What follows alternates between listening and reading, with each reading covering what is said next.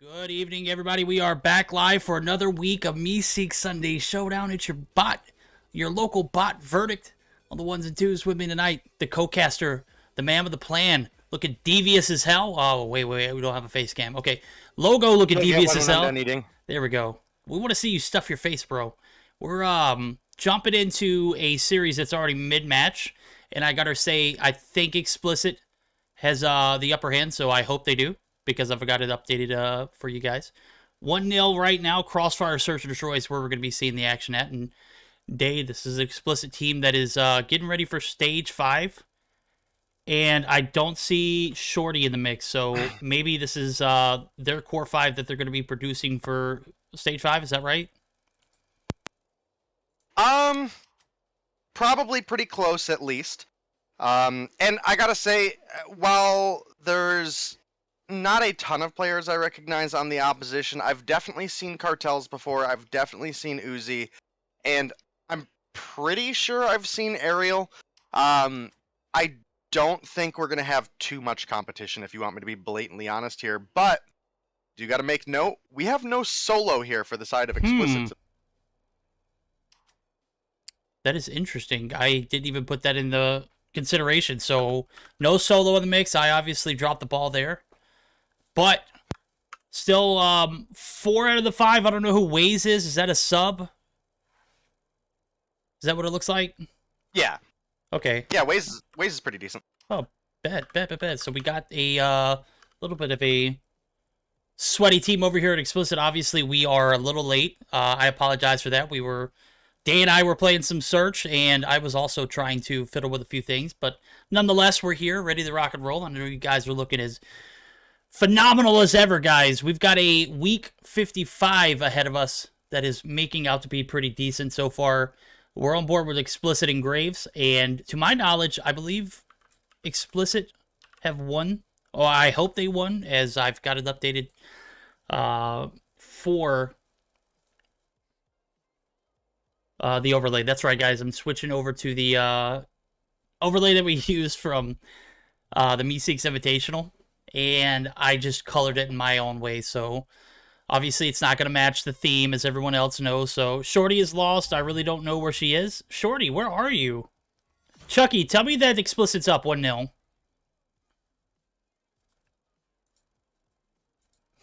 All right, well, we're going to go ahead and dive right into game number 2, Search or Destroy on Crossfire. Explicit looking for some practice for that. Says it's 1-0 right now. Yeah, but he didn't say I assume in their favor. We'll see. The enemy has the bomb. I assume it's in their favor, and if you want me to be brutally honest, I doubt that it was close. With the way Lucifer is playing this Search and Destroy right now, yeah, balls deep in the enemy spawn, I don't think they had a problem in hardpoint. Yeah, that'll to be honest. Well, Graves, is this, if I'm not mistaken, this is the same team that we saw upset a few teams last week. As a matter of fact, they beat Cygnus 2-1. Yes, but this is like less than half of that roster. Well, I know there were claims last week that Graves, Rose, come on, bro. I've got the gameplay. It's on lock right here. Come on now. Yeah, Graves, there's a delay. Let's pretend like we've watched a competitive game before. Yeah, dude, come on. Get out of my Kool-Aid. Yeah. You don't even know the flavor, bro. Come on. Oh, Cartels gets laced there. Veteran going to be able to pick up his second. Now it's going to be a 1v3 for Dottie. Dottie Dawadi, M13 in hand. Looking for some crosshairs to go on some opponents. Is going to find a shot themselves, and that is going to be a 1-0 lead for the guys over at Explicit. Based off of what Day is telling me, he thinks that, Explicit won with a hell of a lead. I'm thinking the exact same, especially with the way that Lucifer rushed right through mid. No respect for the opponents. We're going to see if that's staying true. Oh my god, he's streaking right up the middle. I want to say, if I remember correctly, I think it was Kalex who was doing really well for Graves in the last Meseeks Sunday Showdown. And he's not here today, so I don't think that's going to be super good for Graves. Uzi does find one onto Snipes. That's a really good pick. Varnish going to find one onto Veteran as well, and just like that, it does look like Graves may have come back and might be able to even things up this round. Chucky reading in I'm reading what Chucky said in chat. Shorty is not here since Thanksgiving. I don't know where she went. Waze is a good friend and a good sub. Good deal. Well, Waze is goated, bro. He's got that sweet-ass SKS skin, I gotta say, though. I love that little red dot it comes with. The all-seeing guy, right? Yep. And now we do have a bomb planted for the side of Graves. 2v2. See, Waze was maybe looking for some information, trying to wallbang top. Uzi gonna find the one onto Solar. It's now a 1 versus 2. I don't see a lot of hope coming for Waze here, especially with 15 seconds to go. But, like we said, Graves, obviously a pretty decent competitor at least. And that's going to be enough to at least secure the round, and Varnish even picks up the kill just to rub it in. Here we go. Well, you know what? Wasn't needed, but it was necessary. Obviously, Varnish picking up his second. We're looking at a 1-1 here in the Search and Destroy, and I gotta say, this is not, your typical, defending strats that I've seen from Explicit. As a matter of fact, it's a little bit more of an abuse scenario. I watched Lucifer literally streak right up the middle and find 2. Obviously, they didn't win that round, but a little bit more of a reserved approach here as he is going to find himself here on this bus station cubby. Cartels wants to peek it. Does go ahead, bites the bullet. Lucifer picks up his 5th. My guy was just downright devastating in the first 2 rounds. Picked up 4 before, the rounds ending. And Mama Uzi actually about to find some bullets from the Type 25 as well. But it's a 4v3, 1 for 2 trades coming through. Snipes was a casualty. Mama Uzi, oh my goodness. The shots, 4 on board for them. As Veteran finds one on Varnish, and it is a 3v2. Explicit has the advantage, but again, we saw last round. Could change at any moment. Ariel actually finding one themselves. Ariel. Yep, and with Mama Uzi finding Veteran, it's now a 1 versus 2 once again. Fortunately for Veteran, he doesn't yet have to worry about the bomb plant. Or, I'm sorry, it's Waze that's alive. I don't know why I got confused there. Waze does find the kill. That does give them bomb down. It's now a 1 versus 1 again. No bomb planted, so he's not fighting against the clock at this point. And he knows he's got Ariel a little bit on the ropes here, so definitely might see a clutch up here, especially if Ariel takes a not recommended cross on the street here. Waze, you can obviously see, is peeking it out. I think he might have started moving just before she crossed, though, or he crossed, though. And that's going to be a free bomb plant coming in. Is now Ariel going to have to defend it. 3 kills on board for them. Waze looking for the clutch that didn't come through last round. Ariel going to go ahead and... Oh, he sees him. Doesn't necessarily know... Oh, there it goes. Right there. Peeks right outside the backside of this building. And Waze might be in a pinch here. You got to be honest with yourself. Might have liked to see a little bit more trigger control there. Yeah. I'm going to be honest. Could have sneaked up on the opponent, and now... Drops right... The COD timing! Oh, that's so bad for Waze. That's the trigger discipline right there for Ariel. Aerial getting the sound cue that the bomb defuse is coming through. Oh, perfect timing for Waze. Might have been in just the exact time. That was Oh my goodness. It was probably a little too aggressive there from Ariel. You could have stayed up top, been in the position to take those shots, not necessarily put yourself in harm's way. But hey, sure enough, Explicit prevail. They have a 2-1 advantage. They're looking for one more game here. Could very well find it on the backs of this Search for Destroy. So after the first round, we were kind of reluctant on this series, but after seeing a little bit more composure there for the guys over Graves, give them a benefit of the doubt. Explicit are one of the better Search or Destroy teams. I'm not saying that they have it down in pack, but the fact that you've got one round under your belt gives you a little bit of hope here for Graves. But Solar, not going to give you a lot of hope. He finds his 4th. And just continue to shred through as Lucifer... Nice shot by Ariel. Gets the wall bang onto Lucifer there. I didn't even get a chance to spectate a good shot. Yep, seen his head peek and went for the broken wall there. Found it. Snipes able to find Cartels, and Solar does come through with the refrag onto Ariel. It's now Varnish and Dottie Diwadi up against the remaining 3 members as Varnish had picked up Solar there. Dottie Diwadi finds Veteran, Snipes, and Waze still on the board. Bomb is down in the back building here, so we'll have to see how they end up playing it out.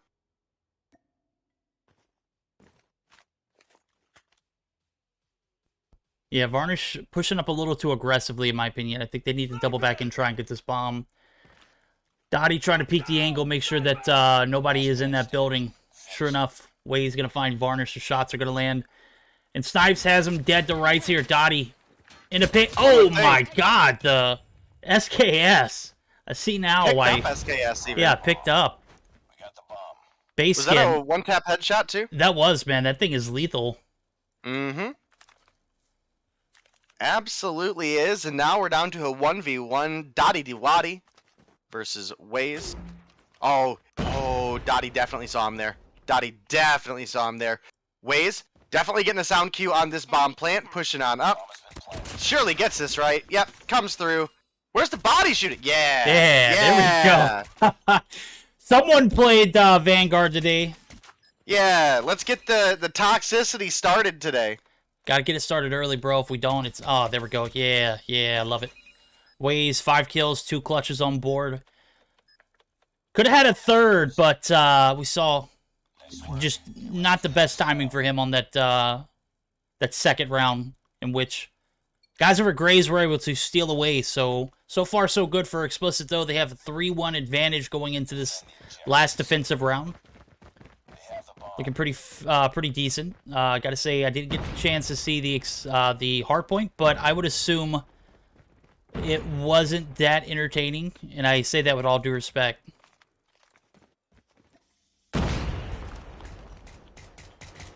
Okay, a little bit of Dottie a... Diwadi pushing up right now. Does run into Waze and Solar. Ends up picking up the Oh, one. Ends up Dottie. finding 2. Nasty drop shot with the Bison there. Definitely a strong play. And now with that, it's Lucifer and Veteran left in a 2 versus 5. And while it's not the best position for Graves to come through here, they will at least close the gap. But in my opinion, from all of the professional level CODM I have, been able to watch or spectate, watch party, whatever it may be, the offense tends to be a little bit stronger here. So I'm not feeling super confident. It's obviously not an advantage that you can't overcome on defense. But with a team like Explicit, I definitely expect them to really push the situation here and probably start to walk away with this. If not, then big kudos to Graves. I would love to have them come in and prove me wrong. But it's only a matter of time. We'll have to see. It ain't over till it's over. Dottie taking some decent shots there. Catches one. Veteran actually going to be able to stay alive up top. Corner building finally bites the bullet. Varnish threading the needle there. The shot's on point. Oh my god, Varnish, what are you on, bro? He is cranking it up here. Bomb's going to go down now. 3v4 scenario here for Explicit. This is a little bit of adversity that they might not be anticipating here. Snipes, I don't know how this man is still alive. He's been in this middle building here for the longest. Waze. Oh, Varnish actually going to come through. Oh, my goodness, dude. 3 already on board this round. The shots are just too OP. We'll see if he can find Lucifer up top here. Mommy's going to give him some help. Push comes through. Lucifer able to find one, but he's got 3 more to deal with. Oh, my goodness. Finds one. Uzi looking to play their life. Uzi gets the kill, and now that is going to be a round in favor of the guys over at Graves. Yeah, big round coming through for Graves. They, I wouldn't say it was convincingly, but it was definitely well enough. They played their 2s really well at the end there and came through strong. Now we're all tied up 3-3. We do have Explicit on the offense. Maybe not the round I was expecting out of them, but there's plenty of action left ahead of us, especially with how good this matchup has actually come out to be so far. And Uzi opens things up with a kill on Veteran, coming through as a strong sniper for this Graves roster. Yeah, that combo of them and Varnish. Oh my god, Varnish catches Snipes lacking again. Bomb's going to go down 4v3 ways. Finds one. But again, this bomb going down was not a good sign last round. Put a lot of pressure on this Explicit roster. They already had a man down. They got 1 to deal with now, but Solar looking to make things even here. Does find shots on Uzi. Cartel's going to be able to win that gunfight. Waze not necessarily hitting the shots he needed with that SKS. Solar up top. Going to take some bullets from Cartel's. Only about 15 seconds. This might be around here for the guys over at Explicit. Granted, Aerial doesn't do anything miraculous here, but again, shots up top. Lucifer has the bottom covered. Well executed and coordinated from the guys over Explicit. Yep, another big round coming through for Explicit. They have a 1-round lead, not super comfortable, but definitely something they can still rock with. They only need to find 2 more rounds, while Graves still need to find 3. Gotta say that Mommy Uzi has been nasty with the DLQ so far this game. 9 on the board, a huge factor on how Graves are coming through the way they are. Finds another opening pick onto Snipes there. The angles that Mama Uzi is watching are just so devastating for Explicit here, and even makes it away. Aerial finds one on Solar. Uzi finds another on Veteran. Oh my goodness, the sniper lineup. Enemy contact. Cracked AF, bro. Yeah, I don't know what Lucifer was doing there. As a matter of fact, Cartel's going to find ways there.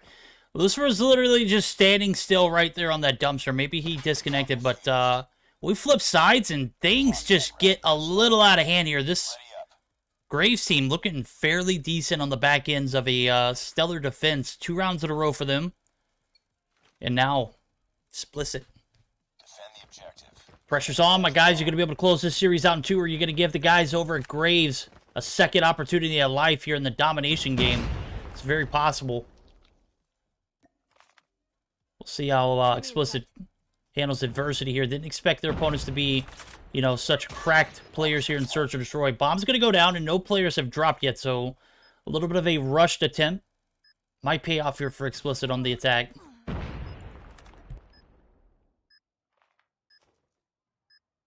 Yep, first blood is going to come through. Make it the first 2 come through for the side of Explicit. Looking like they might be getting ready to take this round, and I gotta say, if you're Explicit, you're definitely at this point in time playing on either Solar or Snipes to get that early pick onto Uzi or onto Dottie, who have been the biggest factors for the side of Graves here. But a super convincing round actually comes through for Explicit. I think that was a 5-0 round for them, so definitely a big one. Snipes, gotta say, underperforming here a little bit. Not what you'd expect out of a sniper whose name is literally Snipes. So You heard that, Snipes. Underperforming.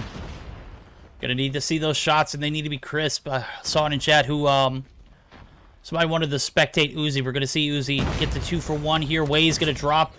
Veteran's gonna drop Cartels. The 2-for-1 trade's gonna come in. Lucifer has just been a demon up top. Or not Lucifer, but Solar, rather.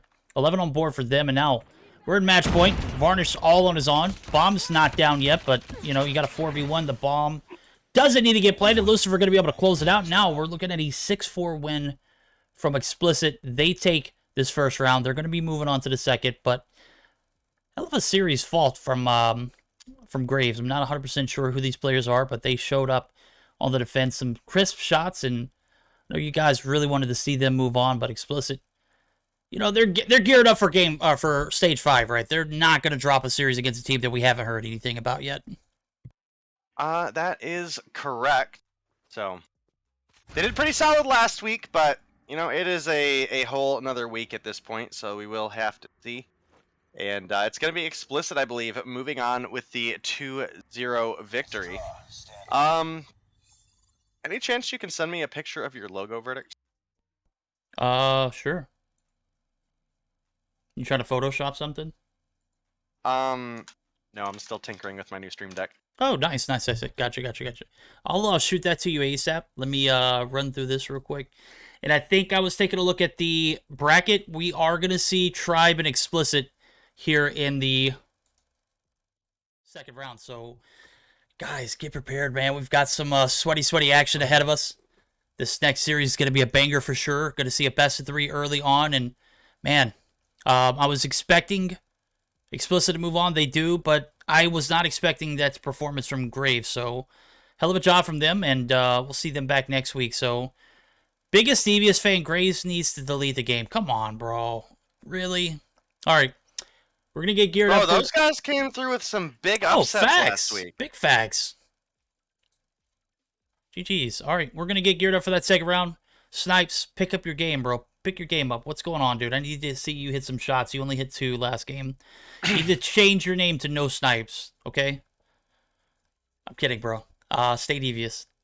All right, we're going to be right back. I'm going to shoot Dave this logo image. I'm going to update everything for you guys as we're going to get geared up for the Tribe and Explicit second round showdown.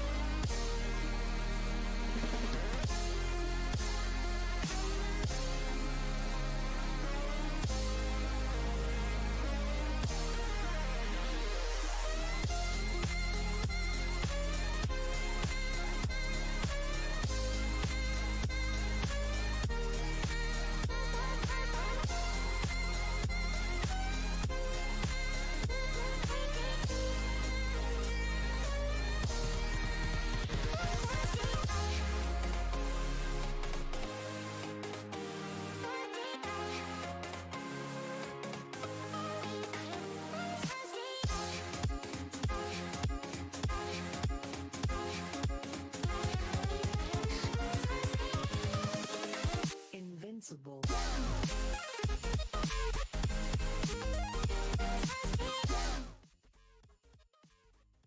Guys, we are back live. We are ready for the best of 3 to rock and roll, but I'll go ahead and tell you I don't have the actual info for the best of 3. What I do see is we are going to be jumping into game number 1, which is going to be a Hardpoint Summit. And day, we've got a stage 5 showdown about to come through in stage 2 or round 2 of tonight's Meseeks Sunday showdown. And sure enough, going to be a battle of titans here. P number 1 going to be opened up. Oh my god. Childs finds 2, but is dropped. Just a massive P1 presence here already for Tribe. And Explicit going to be battling it out here for this P1 presence. And it's not going to come easy. As a matter of fact, I do see a stronghold on the P1 objective.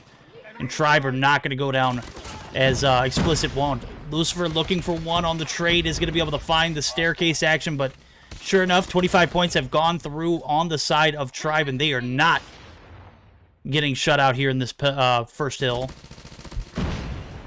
Yeah, definitely not, and this is what we expect out of Tribe. They are a one of the top world competitor teams, at least from North America, that we've seen. Explicit is also a world competitor that did actually take Tribe down, so you gotta consider that as a fact as well. But I know for a hot minute there, the Explicit team had kind of largely went their different ways. Obviously, we know Solar was trying out with Mayhem. I don't know the details on there. We saw Lucifer playing with a couple different teams. I think most recently it was Lethal War. We have no Solo here. Veteran was playing for, I think he was a sub for ARP for a minute, and then he was playing for the Status Quo team. Waze, I think, been out of the scene for a hot minute. So these Tribe guys, you know, they've been grinding. So I don't expect this to be an easy one for Explicit, but obviously Tribe is also not unbeatable. You are absolutely right. We've seen them be tested in times. Last night was not one of them. As a matter of fact, they took the second monthly Meseeks Invitational Showdown with a bit of you know, back and forth with Zygnus, and then second with Seminole, who got the freebie on the backs of Zygnus backing out. So definitely wasn't a freebie as they got into the lobby, and Tribe able to win it and close it out in a first best of 5 fashion in 3-2. It was a nail biter. If you didn't check it out, you can go back and watch the VOD on my channel on Trovo, or check out the Meseeks Mobile Go YouTube. There are multiple ways you can check it out, but sure enough, this action is looking pretty decent. As a matter of fact, Explicit have a decent shot at this P3 rotation, which is only 15 seconds in. They get the break. They don't have a spawns per se, but are doing a great job of holding the perimeter down. Yep, and Explicit have started to bring things back. In fact, they've taken a little bit of a lead as they have a big P3 respawn advantage here. This does tend to be a bit the money hill, and as you can see there, Childs and Envy die. They spawn way out, so does Band. Marshy as well. Only Bolu is left, and Explicit continue to get the good spawns. You can now see Childs pushing up from behind. He's looking for a couple. He finds two. Lucifer does take down Band, but takes down himself as well with the Gravity Vortex, and that's going to be at least a slight take for Tribe, but as Explicit come through and clear it back out, it's going to be Tribe setting up for P4. And I think that's a perfect opportunity for us to go ahead and jump into the VCs for a quick HyperX listen in for the guys over at Tribe. We would do Explicit, but I don't see them in the VC, so bear with us as we jump in with Tribe.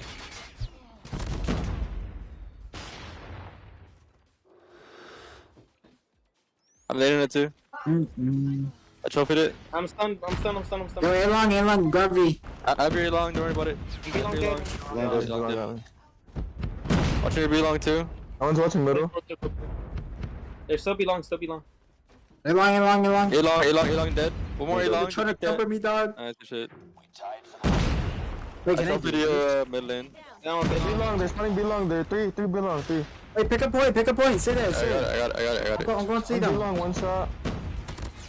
One shot point. Keep on. Alright. Should be long. Watch the bridge. Dead, Dead, don't worry about it. I got you. Double point. Guys, You dude. can double Throwing you. you. Roar. Yo, I haven't seen. Well, I was hoping that I would be able to get Day in there before I did, but I think I waited a little bit too long, and sure enough, there was a bit of a break in between. But the comms, I gotta say, Day, I know you didn't get to hear them. They were A1, bro. They literally picking up where the others left off. A lot of back and forth communication, and Tribe have a 12-point advantage going into this P1 reset. Thing is, they don't have a huge map presence. As a matter of fact, the control is going to be slightly in favor of the guys over at Explicit, who are going to be able to pick up a few points, but it's getting down to the wire. I'm not sure if we're going to see a P3 completely, but I'm expecting this one to end on that P3 note, regardless of which team pulls it out. Yeah, you're absolutely right, and there is an opportunity. We did see the strong P2 hold earlier when we were casting. Obviously, we were doing the Purge event earlier, where I think it was Tie to Die had that massive P2 hold that ended up winning Enigma the game against, I believe it was Gallant at the time. Could see that happen here as well. Both these teams have less than 50 points to go. There's obviously 60 available on this hill, so it is possible, but definitely going to be looking for a team to start looking to favorite those P3 spawns just as a extra precaution. Snipes comes through the kill onto Brave there. You can see Marshy looking to anchor those spawns for his team, playing pretty far back. Wasn't quite able to get them, and we can see Tribe continuing to spawn out, and that's not ideal for them. And you can see Marshy making that push deep again. Yeah, he's trying to tread lightly because you pick the wrong gunfight, you lose, and you're But they back won the on the spawns. opposite side. They won the spawns, but look at Lucifer. Lucifer doing a great job of doubling back. A few points are going to go in favor of Tribe, and now all is going to be coming down to that P3 wire. Granted, Explicit aren't able to get those last 14 seconds, which, again, isn't going to happen. It looks like Childs is going to go ahead and bunker down, and those points are going to be in favor of Tribe. If not, it's going to be uncontested. Now, Brave, a.k.a. Childs, is going to be spawning out, so we'll keep an eye on that, how it plays favors towards this P3 rotation. I, again, said this game would come down to this P3 ending. I wasn't 100% sure which team would prevail, but so far it does look like the guys over at Explicit are going to have the advantage. Will they be able to hold it, though? That's the question now, because I do see Veteran wins a big gunfight. Let's see. Oh, my goodness. Look where Childs spawned at. All the way on the backside of P2. Super unfortunate, but Now it's coming down to the wire. 14 seconds audit is needed for Explicit. Bolu wins a big gunfight, trying to open the floodgates here on this P3 rotation. Oh, Childs. Oh my goodness, finds 3 in the feed. Is that enough for Tribe to make the break for the last 6 seconds that they need? They're in on the hill, but it's only Envy and I believe Band there. 1 second to go, and Explicit can't get on the point in Tribe.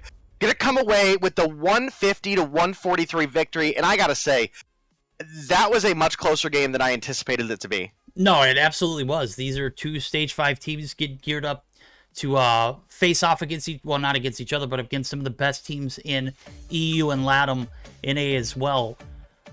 I expected it to be a nail biter, but I did not expect it to come down to maybe, what was that? What was the score line? 150 to 143. Good night. I gotta say, Envy won that game, preventing players from coming in. That is a great example of where a gravity vortex needs to be placed, because I don't know if you got to see it, Dave. It was beautiful. They knew the spawns weren't in their favor. Envy put it on the front, the backside of that warehouse, right in front of tower. And sure enough, one walks in, gets hit with it, takes him out. That gunfight not necessary due to the fact that gravity vortex was placed so beautifully right there on the entrance. Yeah, you're absolutely right. And if we look across the board, Tribe did just largely win the slaying war. Bolu coming through top frag with 28 kills on the board is absolutely nothing to scoff at. And as I'm looking at it, it does look like we have 28 kill lead for the side of Tribe, so that definitely helped get them those spawns in those kind of crucial moments. Obviously, we were mentioning we saw Marshy really pushing towards the back line there and was able to anchor spawns for Tribe. It was still very, very close. Explicit almost had a giant retake on that P3. In fact, they did for a bit, but just couldn't hold it off long enough, and ends up being Tribe coming through with the victory. And Marshy coming through with a big minute 26 on the hill. And next on the team was Band with 44. You look over at the opposition, Snipes and Solar both had about a minute 5 to 10. And then Waze with 44 as well. But obviously the Tribe time just edged out a little bit by 7 uncontested seconds. Absolutely right, indeed. As you said, that Bolo came through with a massive raid. Hell of a raid, my guy. Bolu with 241 raiders. They want to get some of the action. You guys got it. We're going to get geared up for game number 2 as we're getting the info. It is going to be a search and destroy on Crossfire. Bolu, bro, you didn't need to come through a raid just yet. You could have kept that stream rolling with that amount of viewers, man. You guys obviously had all the way up to the semifinals. And you know what? You know how I said last night, how I was mentioning, without even recognizing it, you're the one who had to call me out on it. I was like explaining what process we were going through. The winner moves, or the loser moves on to face Seminole. The winner moves on to face Tribe. I did it so inadvertently. Is this Bolu's way of saying, hey, we got this one in the bag. I'm coming through with a raid. I'm not even going to waste my time. We're going to go ahead and... is that not a bold statement from Tribe or what? I mean, it's definitely a big statement for Tribe, and it's what we expect out of them, especially with Bolu having, mostly recovered at this point, and with Worlds right around the corner. Again, these guys are absolutely fragging out, looking for a win there. There's a lot of money on the line, and not only money, but the bragging rights as well. So I'm glad we've got so much excitement going on here for Meseeks tonight. We've got a bunch of really key teams in, and then a week from now, we're going to be watching that World's event play out. Big facts. I just read in chat his Bolu was lagging, so he had to end stream.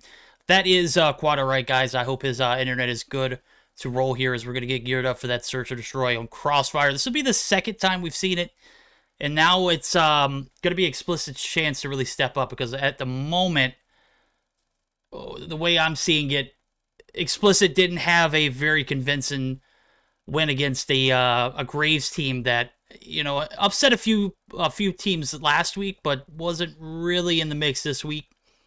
So they're going to get their competition and all their work cut out for them here in this game number 2, as Crossfire is going to be played over again. Second round, obviously, we're looking at a best of 3, so we won't be seeing this matchup be expanded to that best of 5 where, you know, a lot of things can happen, but this is an opportunity for Explicit to even things out, and I'm expecting them to strike hard, strike fast. They're going to be on the defense, though, too, so we're going to have to keep that in mind. So, Day, what are we looking at here for this series? I know that Tribe edged Explicit out in that first game. We both looking at, okay, Bolu had a bad ping streaming. No ping, no party, though, right? No ping, no problem, bro. What you talking about? Hey, that's what I'm talking about. Yeah, we'll definitely have a interesting one coming up. Explicit, we're able to take the search and destroys off of Tribe previously in stage 4. So that is actually the reason that one of the reasons that Tribe ended up falling. Obviously, there was a DQ due to a misuse or misset score streak. So probably not gonna run into that here. I think that was a one and done, but we'll definitely see as we get into this game. Should be getting ready to bounce into our search and destroy on Crossfire here momentarily, guys. We're just waiting on Band to get readied up, and we'll get you guys into that action. Absolutely. Oh, Jesus. Taking a look at the spread as well. It's some of the second rounds that are going around, not necessarily on stream, but also playing in the same time. Devious and NYSL on the top side. The winner of that matchup is going to be moving on to face either Tribe or Explicit. On the bottom side of the bracket, we've got Zodiac and Seminole, and then we've got Gravity and 11D. So, Cygnus was in the bracket earlier, but we had like 3 chances for them to say yes or no. They said yes, they said no, they say yes, they said no. They backed out last minute, and that's quite all right. I know they got stage 5 right around the corner, and a lot of these teams aren't even playing in tournaments like this. As a matter of fact, we had one Tier 1 team who played, or one stage 5 team who played in the Purge series today, and for the past 5 days. So, is it something that we've grown to expect? Absolutely. Is it something that we will respect? Absolutely. So, Cygnus out, 11 down at the bottom, going to be looking to potentially face Seminole in that semifinal bracket. Looking to be the case right now, but Solo gonna come through, finds a big kill onto Childs, and I gotta say, Childs has been one of the biggest factors for Tribe in Search and Destroy. I'm actually surprised that he's not rocking a sniper in this matchup, because I believe this is the same map that he dropped 17 against NYSL in Stage 4 as well, so definitely been the most consistent sniper, but we obviously know Bolu as well can pull out that sniper and absolutely lace people, so we'll see. And also going to be keeping my eye on Snipes here. Obviously didn't have a great performance in the last Search and Destroy Crossfire, but maybe he can turn it around for this one. Well, he's already picked up one, which is massive here. Veteran going to be on the rotation on the backside, is going to be seen by Envy. The gunfight is going to come through. Envy going to be able to win that one, makes it a little more doable. As we do see Band and Envy looking to pick up the pieces. They are backs against the wall here in a 2v3. That was a massive gunfight for Envy to win. For him to be able to track him across that backside and able to come through. Now we're going to see the bomb get planted. 45 seconds on the clock. 2v3 in favor. Make that a 1v3 as Snipes finds another. He drops, though, as the action continues on. About 30 seconds for Band to clutch it up. Can he make it happen? Does spot Waze, wins that one. Now he's got Solar left to deal with. Solar immediately on the site. Band looking to clutch up the 1v2 very well. Could do it if Solar sounds off. Is going to go ahead and stick the plant. Is going to go ahead and get taken down. Band clutching up. Big round there for Tribe. And I got to say, Dave, your mic, I don't know what you're doing, dude. Are you like... Not doing nothing. Not touching it. Not doing anything. I'm getting a little bit of feedback in the background again. Well, hopefully it'll stop. I don't know what to tell you. I wish I had more answers for you, but I just don't, my dude. Discord's selling, bro. 3 kills on the board for Band, 2 for Envy, able to clutch up that first round. Snipes was able to come through with 2 of his own in the first round, so already doing a bit better than the last one. Maybe they were just giving Graves a chance, who knows? Oh my goodness, Brave, aka Childs, once again, same spot, same place, same time, gets just ruined by Solar, who comes through with a beautiful snipe to open up things.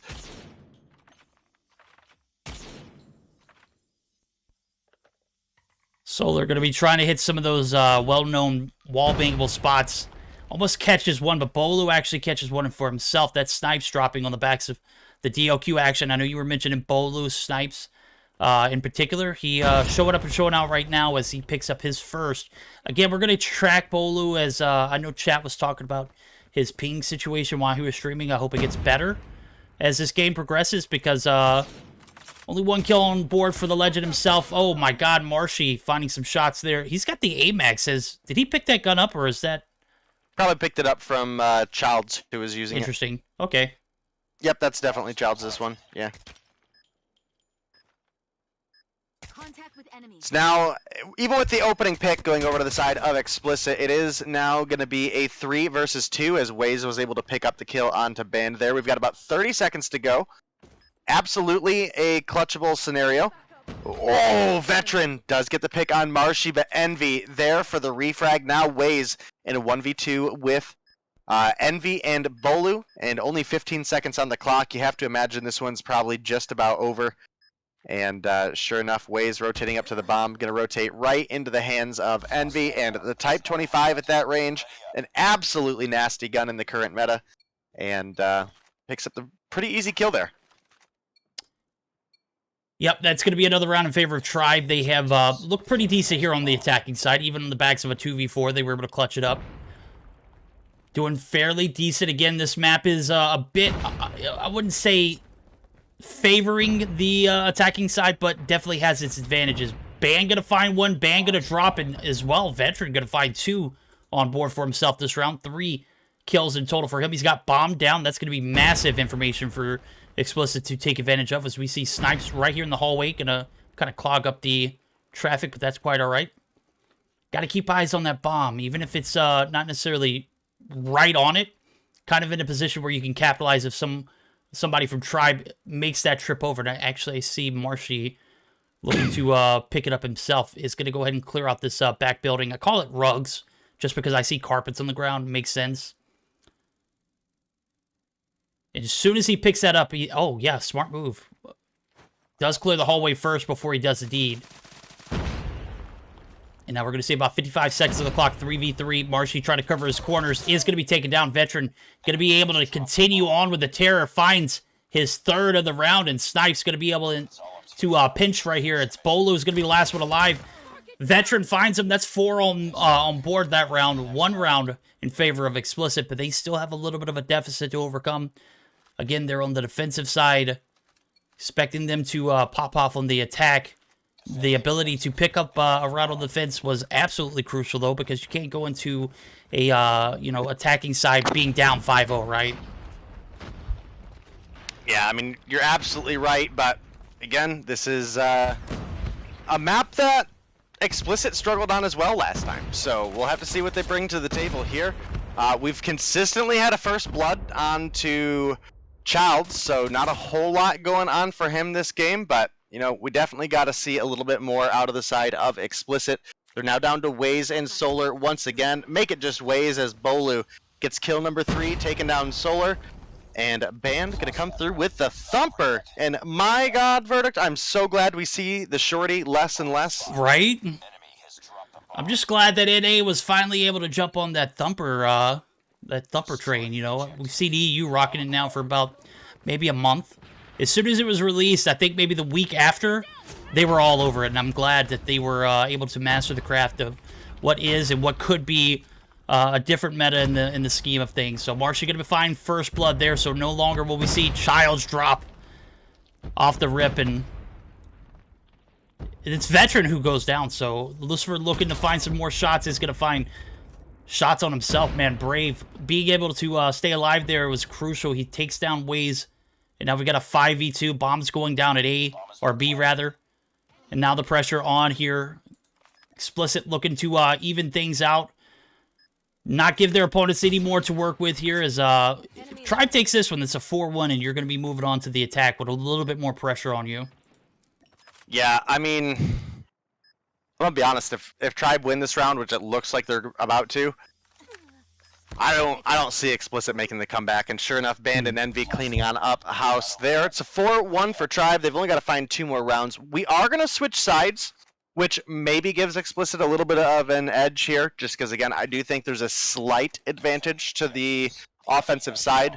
But with the way Tribe have been playing, I don't know, man. They've stepped up their search and destroy game so big, and it continues to look solid for them as well. Yes, indeed. Now we're going to flip sides again.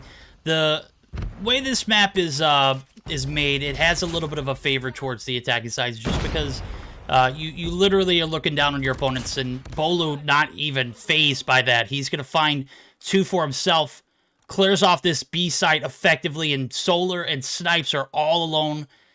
And guys, I got to say, Tribe looking very, very decent here in this search and destroy matchup. As a matter of fact, I'm starting to see Explicit get exposed for, you know, we saw the performance against Graves. Now, were they a Tribe tier opponent? No. Were they exposing Explicit early on? Absolutely. Some great shots to go along with it. And now, you know, Explicit are yet again in a situation where they got an opponent in Tribe who are much, much more composed. As a matter of fact, they are going to find Solar right there on the jump from that windowsill. Snipes looking for the kill. Is going to be pulling out the gun or the thumper at the wrong time there. Staircase not the best scenario for that gun to thrive in, and now we're going to be on match point. Tribe just continue to wail. 5-1. Explicit, do you have an answer? We got the bomb. Smoke out. Yeah, Tribe, they're on a match point here, and with Band picking up Snipes right off the bat, looking good for Tribe, but as I say that, it's actually Solar. Comes through, gets the kill onto Bolu and Envy, who have been definitely two big factors for the side of Tribe, but maybe not the biggest, as it is Marshy and Band with 7 and 8 respectively on the board. Another kill gets picked up onto Band, but Marshy able to take down Veteran. It's now a 2 versus 3 ways. He is going to get the bomb planted, but... Oh, Marshy. Oh, Marshy, you definitely see him, right? Yep, saw him at the last second. Ends up being Lucifer, picking up the kill there. Kill number 3 for himself. Child's going to come through with a kill as well. It's now 2 versus 1. Lucifer and Waze up against Childs, who I'm imagining does not have 8 ping this game. That was a hilarious tweet. You guys haven't seen it, man. Just know it was hilarious. We had a ping situation a few weeks back, and obviously he made light of the situation. What's not light is Lucifer's bullets. He's gonna find the shots to connect. Brave dead to rights. Still, match point here for Tribe. Could very well close this series out in 2. Just got word that NYSL Mayhem is going to be moving on to the semifinals to face the winner of this matchup. So, as soon as this series is over, we'll be able to jump straight into the action. I'm not assuming it's going to be Tribe, but based off what I'm seeing so far, it does look like it's highly favoring them. So, Bang going to be able to pick up one again. Solar drops. Veteran trying to get this bomb plant down, but it's not safe. Marshy on the opposite side. Middle building covered. We are going to see more shots come through. Oh, my God. Explicit falling apart left and right. Tribe looking to close this out early in a 2-0 fashion. Bang going to connect the shots. Envy finds one as well, and that is Tribe going to the semifinals on the backs of a 6-2 win here in this Search and Destroy and Crossfire and Explicit. I know you don't have a starting 5, but it's not looking good, especially on that Crossfire map. Yeah, you're absolutely right. And Tribe, they take the 2-0 victory over Explicit here today. But, you know, Explicit is a team we definitely expect to see bounce back maybe a little bit further down the road. So we'll see what happens with that. But today, it's Tribe advancing on. I don't think anybody is going to be really surprised about that. But here we are. Here we are taking a look at the post-Carnage report. 10 kills on board for Ban. I know chat said it last night that this guy is highly undervalued, highly underrated, and I have to agree with you guys. He has been one of the top fraggers, and if not in all games, at least 75% of the ones I've seen Tribe, play in. So he's going to be a huge factor moving forward. I'm expecting him to frag out, as we're going to see Tribe and Mayhem square off in the semifinals here shortly. Envy with 6 kills, 8 from Marshy. Bolu, even though on the backs of, some weird ping issues, still manages to pick up 6 himself. And on the flip side of the thing, man, Explicit, what went wrong? because, you know, not a lot went right in that search and destroy. Yeah, you're absolutely right. And if you just look across the board, I mean, it was a pretty sizable out frag that Tribe brought to the table. And sometimes that's just hard to compete with. If you're not winning your gunfights in Search and Destroy, you're going to be at a pretty sizable disadvantage right off the bat. And coming through with 15 more kills in Search and Destroy, my goodness, it's not much of a shock that it was a 6-2 win there. Tribe had better angles covered, with the exception of Solar coming through with a couple picks in the first couple rounds, first bloods onto Childs. I gotta say, the impact of Bolu, the picks that he was able to bring to the table were just a little bit more meaningful picks.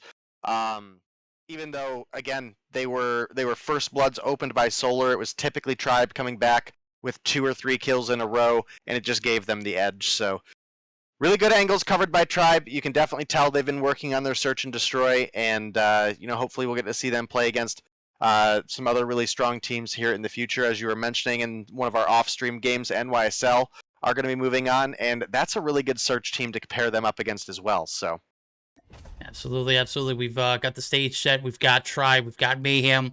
We got them in the semifinals. We've got a stage 5 preview coming through. I know I'll continue to just wear that out until we see it come through. I'm going to be honest with you.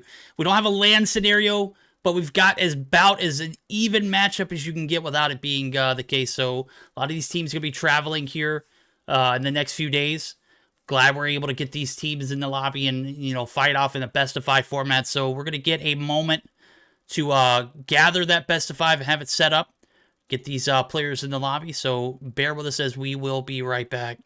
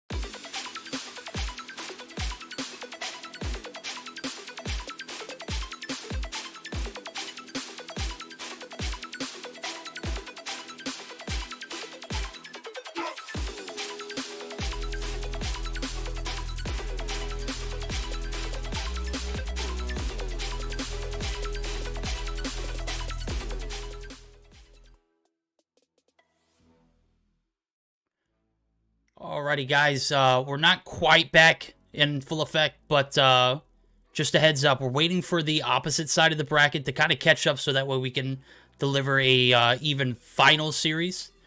We've also got the best of 5 almost complete for the Mayhem and Tribe matchup. So, guys, bear with us as we will be getting into this semifinals matchup. Tribe and Mayhem will square off again in a best of 5 format. We're going to have that information as soon as possible. Do not go anywhere. Oh, actually, players are joining the lobby, so could be sooner than we expected. All right? Bear with us for just a few more moments.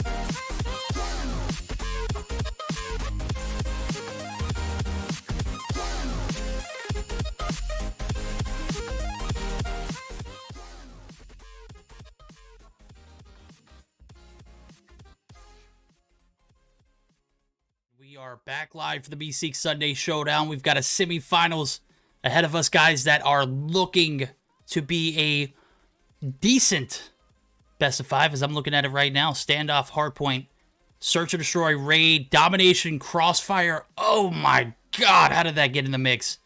Nonetheless, it is going to be a playable map, as Champ seemed to think that Dom Crossfire is a good one. So hardpoint firing Highly range, competitive, highly not competitive. one-sided Yeah. at all. Yeah, not lopsided at all. Nonetheless, we will see this best of 5 against Tribe and NYSL Mayhem. This is the Meseeks Sunday Showdown, brought to you by Trovo, HyperX, JuJu Energy, and SXC Finger Sleeves. Be sure to use code Meseeks at checkout. We're going to get geared up for game number 1. And Dave, this is a series that I have been highly anticipating. I don't think I've seen these two teams square off for quite a while, but they're in the lobby right now. We're going to get a little bit of a treat, a little bit of a preview into what next week holds for us, right? Yeah, you're absolutely right, and this could be a matchup that we see. And both these teams are in that dubbed bracket of death, and that's not to say that the other bracket isn't strong, but there are just way more heavy hitters in this bracket. So definitely could be a good one to see. I do got to say, we've got no Nero for the side of Mayhem. He is, typically speaking, their objective player. And the player they have subbing in, absolutely cracked Madman Blur, but not typically someone I look to as an objective player. So I'm a little worried for the side of Mayhem that they may struggle a bit in that sense, but we'll have to see.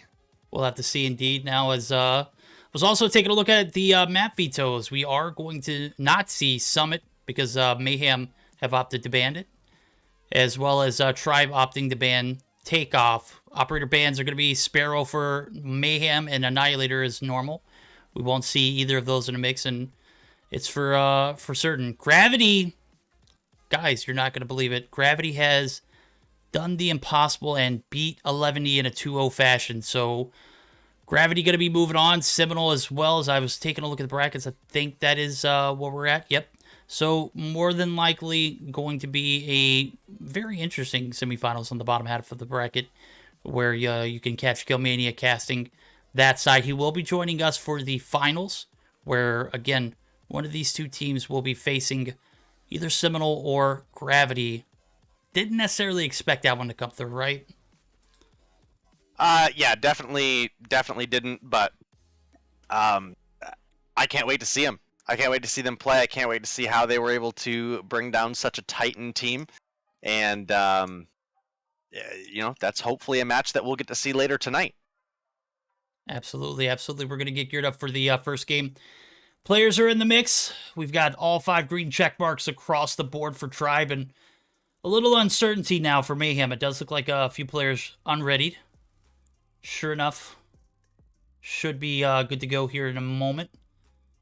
Expecting this one to be a decent hardpoint game to start us off with. Obviously, we were talking about the best of 3. It looked fair enough until I got to that domination game, which I'm going to be honest with you, not the best, but, it's in the mix, so it's got to be played if it is called. So standoff is where we start things off. I'm interested to see how the SDD's played as well, as it will be a raid map. I got to say, everything except for that Dom Crossfire looks decent. But who knows? We'll see how it fares. Awaken, okay, Blur's going to leave. I'm not 100% sure what the case is. Maybe we're going to see Nero make his way in, or maybe Blur going to reconnect. Okay, Blur does reconnect. All right. So, Mayhem minus Nero, still 4 of their starting 5. And on the top side of things, is Childs a stage 5 roster player, or? I think he's on the roster, but I think he said he wasn't going to LAN, but since there's not actually a LAN, I don't know. So that's a pretty good question. Obviously we would normally see Parrish in that spot, and right now we don't. So kind of hard to say on that, but we are just waiting on one player to get readied up, and that's going to be Little B. And once we get into the action, it's surely going to be a spicy one. We were talking a little bit in our previous matchup about the sniper talent that both Bolu and Childs bring to the table, specifically for a search and destroy. You've got Blur, Little B, Space, and Tectonic on the other side. That could be absolutely nutty. You're absolutely right. I was taking a look at Discord just to see, because I know chat is going wild with the thoughts of who is on that Gravity roster. I don't even know who Gravity is. I know Bobby came in chat and was like, I don't even know who Gravity is. I'm right there with you. Chat obviously knows, though, as they were talking about Hoshi and a few others I see Vacuum, I see Warnilla, I see Dios, Justin. Justin sounds familiar, maybe just because it's a random or obviously a popular name, but I want to say this is one of the players I've seen in qualifiers for Mobile Mayhem a few seasons back. So profile looks familiar. Journey, Ara or Arl, I don't know who that is. I don't know who a lot of these players are. Vacuum and Justin are the only two players' names who stick out. Dios as well. Dios sounds like a player I'm familiar with. So there we go. We're going to go ahead and get that spam of the start button. Going to go ahead and jump straight into game number 1. Again, still waiting for Little B. And I think we need clearance to join VCs. I'm assuming we're not going to be joining in for NYSL Mayhem. But again, Zim, DM me if we can. Image, I know we jumped in earlier, but this matchup has a little bit more on the line.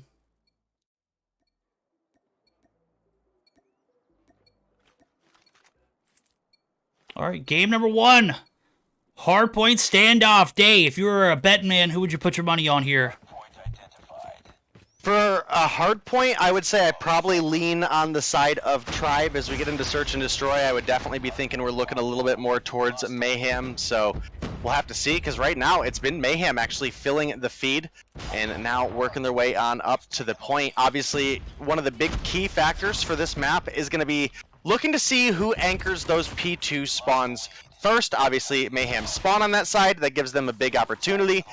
But that doesn't mean that Tribe can't make the rotation over. In fact, you see Envy trying to make that rotation over right now. Ends up getting taken down by Space, rocking the SKS.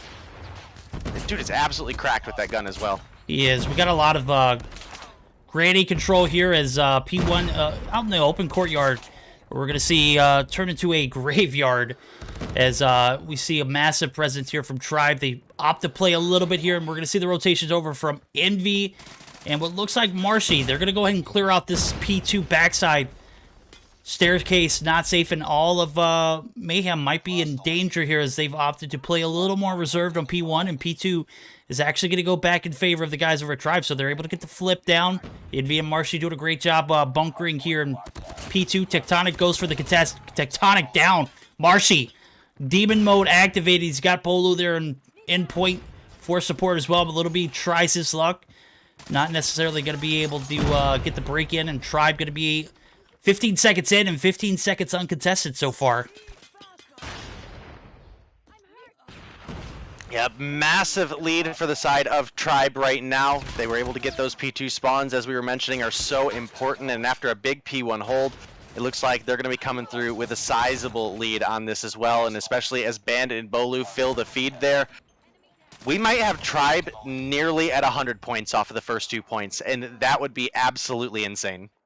Yeah, and this is one of those maps that, you know, when things start getting rough, you really got to start investing in these money hills, and I think that's where we're going to see Mayhem cut their losses, and obviously they didn't have any time to get back there to contest and bunker down for the spawns. You push a little too late, it's, you know, even worse scenario that you put yourself in. 96-6, a 90-point advantage, but I think we saw Mayhem pull off a little bit of the impossible earlier this week, and that was against Explicit. And granted, this isn't Explicit in the building. This isn't a Crossfire hardpoint.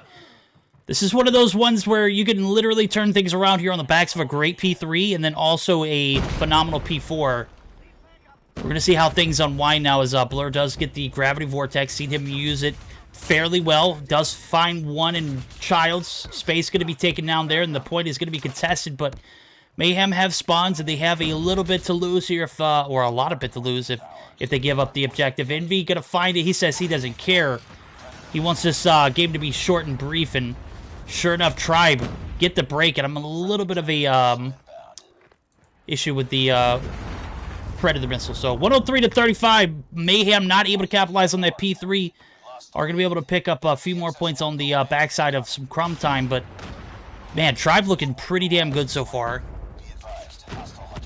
Yeah, I mean, that is a certain understatement, and as we can see, it's actually Little B looking to maybe steal away the Goliath here. He is able to get it, and it's right at the door of P4 as well, and great opportunity for the side of NYSL here. They could come through with basically a full hold, which would be ideal. Little B does get taken down. Death Machine from Bolu comes through.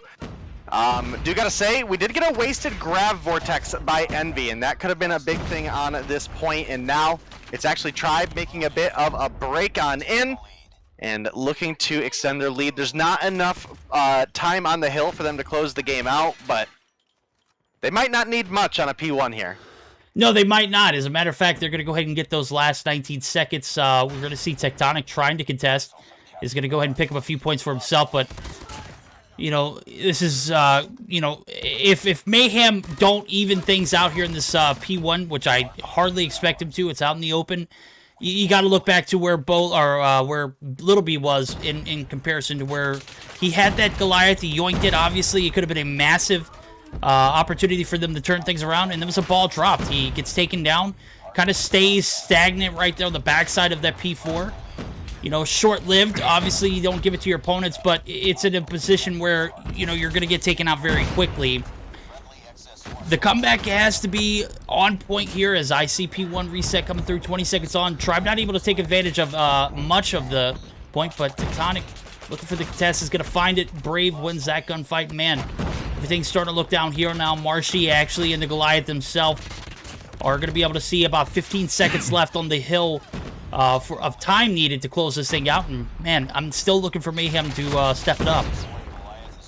Yeah, and this is again a bit what we expect out of these two teams matching off. Tribe are the, typically speaking, stronger respawn team, and Mayhem are the stronger search team.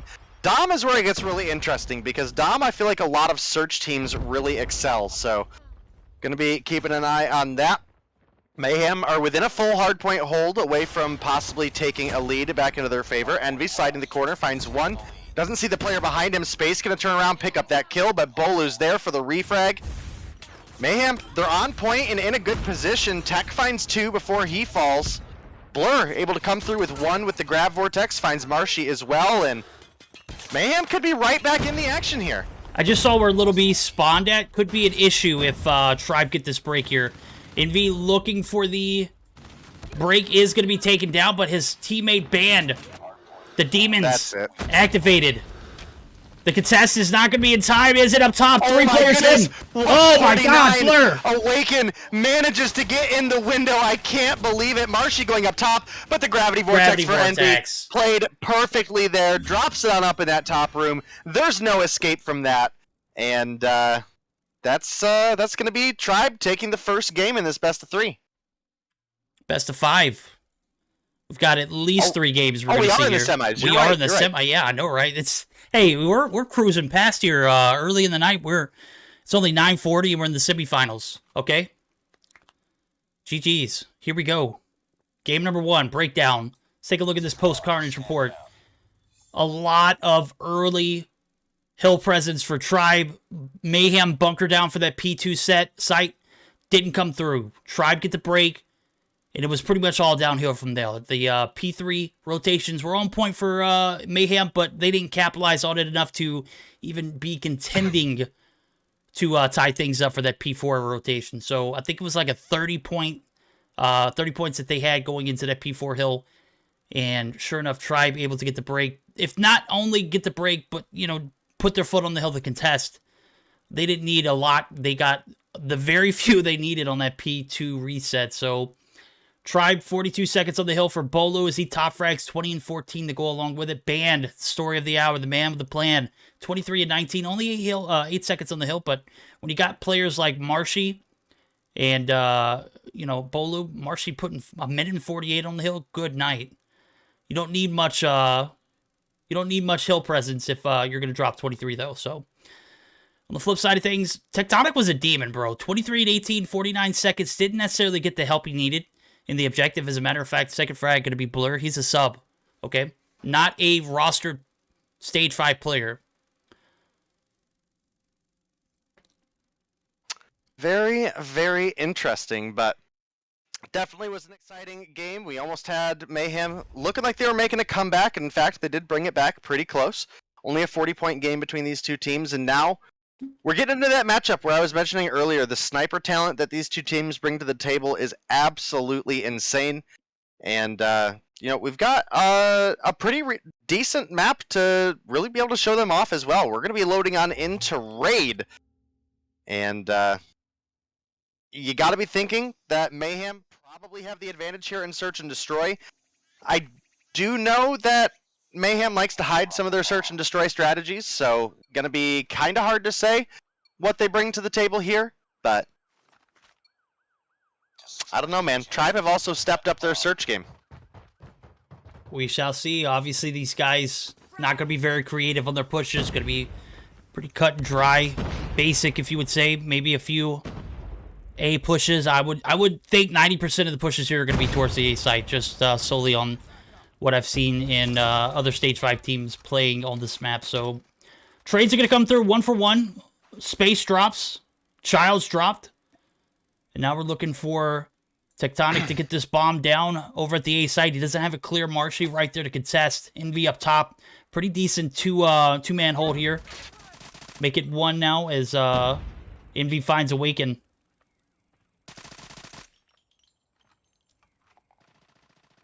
Yep. 2 kills come through for Tribe. Tectonic able to make the escape there, even if only narrowly. Band gonna come through, finds one on the Blur. Marshy finds Little B as well, but Tech is at least able to get the refrag, but doesn't hear Marshy making the rotation from behind. And Tribe take the first round here in this Search and Destroy. Getting ready to get into the next one as well. Yes, indeed. Yes, indeed. Again, we're going to see... Okay, well, I said 90% going towards that A site, but I do see a little bit of a B presence here. Waken going to be taking some shots, finds Band. That is a massive pickup. But again, Envy able to get the refrag there, the nade. Perfectly placed. Takes out the blue van, takes down one with him, and that's Awaken who drops. Still 4v4, 1-for-1 trades, but Brave able to find the shots to land on Blur. He's going to be instantly taken down, and the player who got dropped earlier on in the last round is going to be a huge factor here. That's Space. Getting the shots to land, gets the wall bangs to go along with it. Envy finds him up top, though. Bomb's going to be planted, 2v2. Little B taking some shots. As we see about 40 seconds on the clock now, the play's going to come through. Marshy being very aggressive, looking for that shot on Tectonic. I thought Marshy was about to ninja defuse. I thought he was too. He probably could have. Yeah, Marshy going for the defuse. Little B on his way over. Gets a hit marker. Phil's lol. He got it. He got it. Got it, dude. Yeah. Oh my goodness.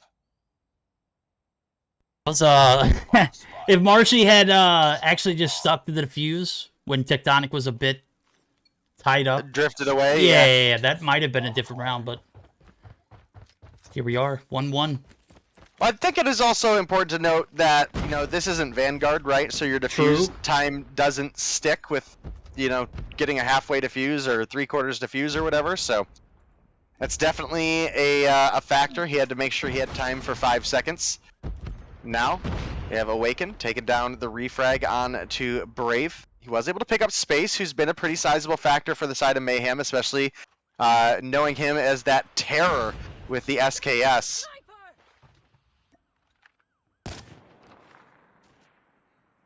Mayhem got to find a way to protect Space on that A transition. Anytime he comes through and they push towards this A site, it's 2 rounds in a row that I've seen him drop earlier on in the round. As a matter of fact, Bolu, being a terror himself, finds 2, maybe a 3rd. Yes! Finds Tectonic. Marshy going to clean it out, and that is going to be Tribe taking the 2-1. And again, anytime they make this pull side push, I'm looking at Space, and he drops almost instantly. I don't know what the case is. We'll look at his point of view. But this A side push has been shut down twice already, and that's where you see 2 rounds in favor of Tribe. The one time that the Mayhem guys go towards the B site, they find 1 round. We'll see if they can be successful here. Again, Space not dropping early, which made a huge impact on the round previous to, is going to be taken down here. Bolu and Band combining for 2, make it 3 as Band. Picking up the slack here. 3 kills for the man. And the Tectonic and Little B going to be left all on their own. Make it Tectonic. Finds 1. Gonna have 4 more to deal with. Yep, he's got a couple players rotating on down towards him right now, and in fact, it's all of Tribe coming to look. You can tell nobody wants to challenge him 1v1. Just look at this rotation coming through right now. Oh my god. You'd have to be a madman to like want to challenge Tectonic in a 1v1, right? Like that's just the reality here. And sure enough, Tribe rotating as a unit. They played their lives well, and they came through with the win for that round. It's now a 3-1 lead for the side of Tribe, as you were mentioning. We are in the semifinals, so it is going to be a best of 5 Mayhem. Even if they go down a couple rounds here, even if they drop the Search and Destroy entirely, they still have another shot to get back into this game. But I gotta say, I don't think Mayhem go down in this Search and Destroy without giving a bit of effort in here. Space comes through with the wallbang onto Brave. Again, an absolute terror with that SKS, but Marshy gonna get the refrag onto Little B. With Bolu picking up Awakening, it's a 2-for-1 trade in favor of Tribe. Yep, this defense seems to be exactly where Tribe want to be at right now. They're in a 3-1 scenario. This is the last time we'll see it on the defense. They're looking to steal one more round, have that 4-1 advantage going into the sides flip. Maybe that's where we'll see Mayhem pick up the the slack here. It's getting a little bit out of hand. You're in a 2v3 scenario. Tectonic does have the bomb. There's a little bit of time to work with. A minute left on the clock as I just checked it. Say site has not been the move so far today. We'll see if they can bounce back and maybe collect themselves on the transition, as I do see Blur wants to make the push through mid. Kitchen site might be safe. Envy's on the bottom side with Marshy. Bolu, the only person up top to really contest here. And I do see the rotations coming through. Does look like Envy wants to reposition towards his jungle side. This is a little bit more of a decent position. He is going to get shot. Tectonic is going to go ahead and be spotted as well along with it. Marshy looks for the refrag. Oh, Marshy almost dies there. The shot's going to hit. Now it's a 2v2. But the thing is, the position's going to be... oh, my God. That round ended way before it could develop. I was anticipating a little bit more of a conservative approach from Tribe, but they played all in. We flip sides 3-2, still advantage, or the advantage still in favor of Tribe. But now they're going to have to do it on the attacking side.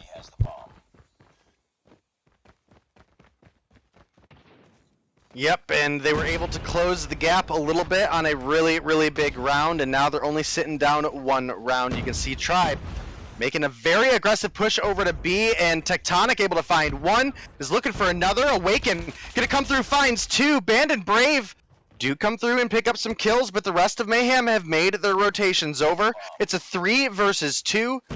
Tribe, they do have the bomb, but you can definitely look. Blur definitely looking for anybody rotating through his position in mid. Band is laying down behind the car. Space making his rotation over with the SKS, and of course Little B's got a sniper in hand as well, so any of these long angles, if Childs or Band peek them, they could be in real danger. But Childs is pushing on up into Blur right now, but Blur's ADS! And that's going to give Childs the free kill with the Type 25, and now Mayhem, they know a player has crossed, but they got to be careful because Band is sitting here playing mid. He's in a great spot and could catch them off guard. It was a massive one. Band Brave making that rotation over. Oh no, Little B. Yeah, that should have been an easy one right there. Sure enough. Shots just don't connect. That's okay. Brave on the reposition. Maybe looking for that B site as Band has gotten a lot of map control here on this laundry site. He's going to have 2 pushing him here in a moment as we're going to see the 2v1 scenario pan out. Will Band be able to find 2? He does. Band closes it out now. 4-2 Tribe taken away. Taking this lead and just absolutely running away with it. As a matter of fact, they could have closed out that last defending round and been up in a match point scenario, but the resilience from this Mayhem roster has proven to be not the case, so...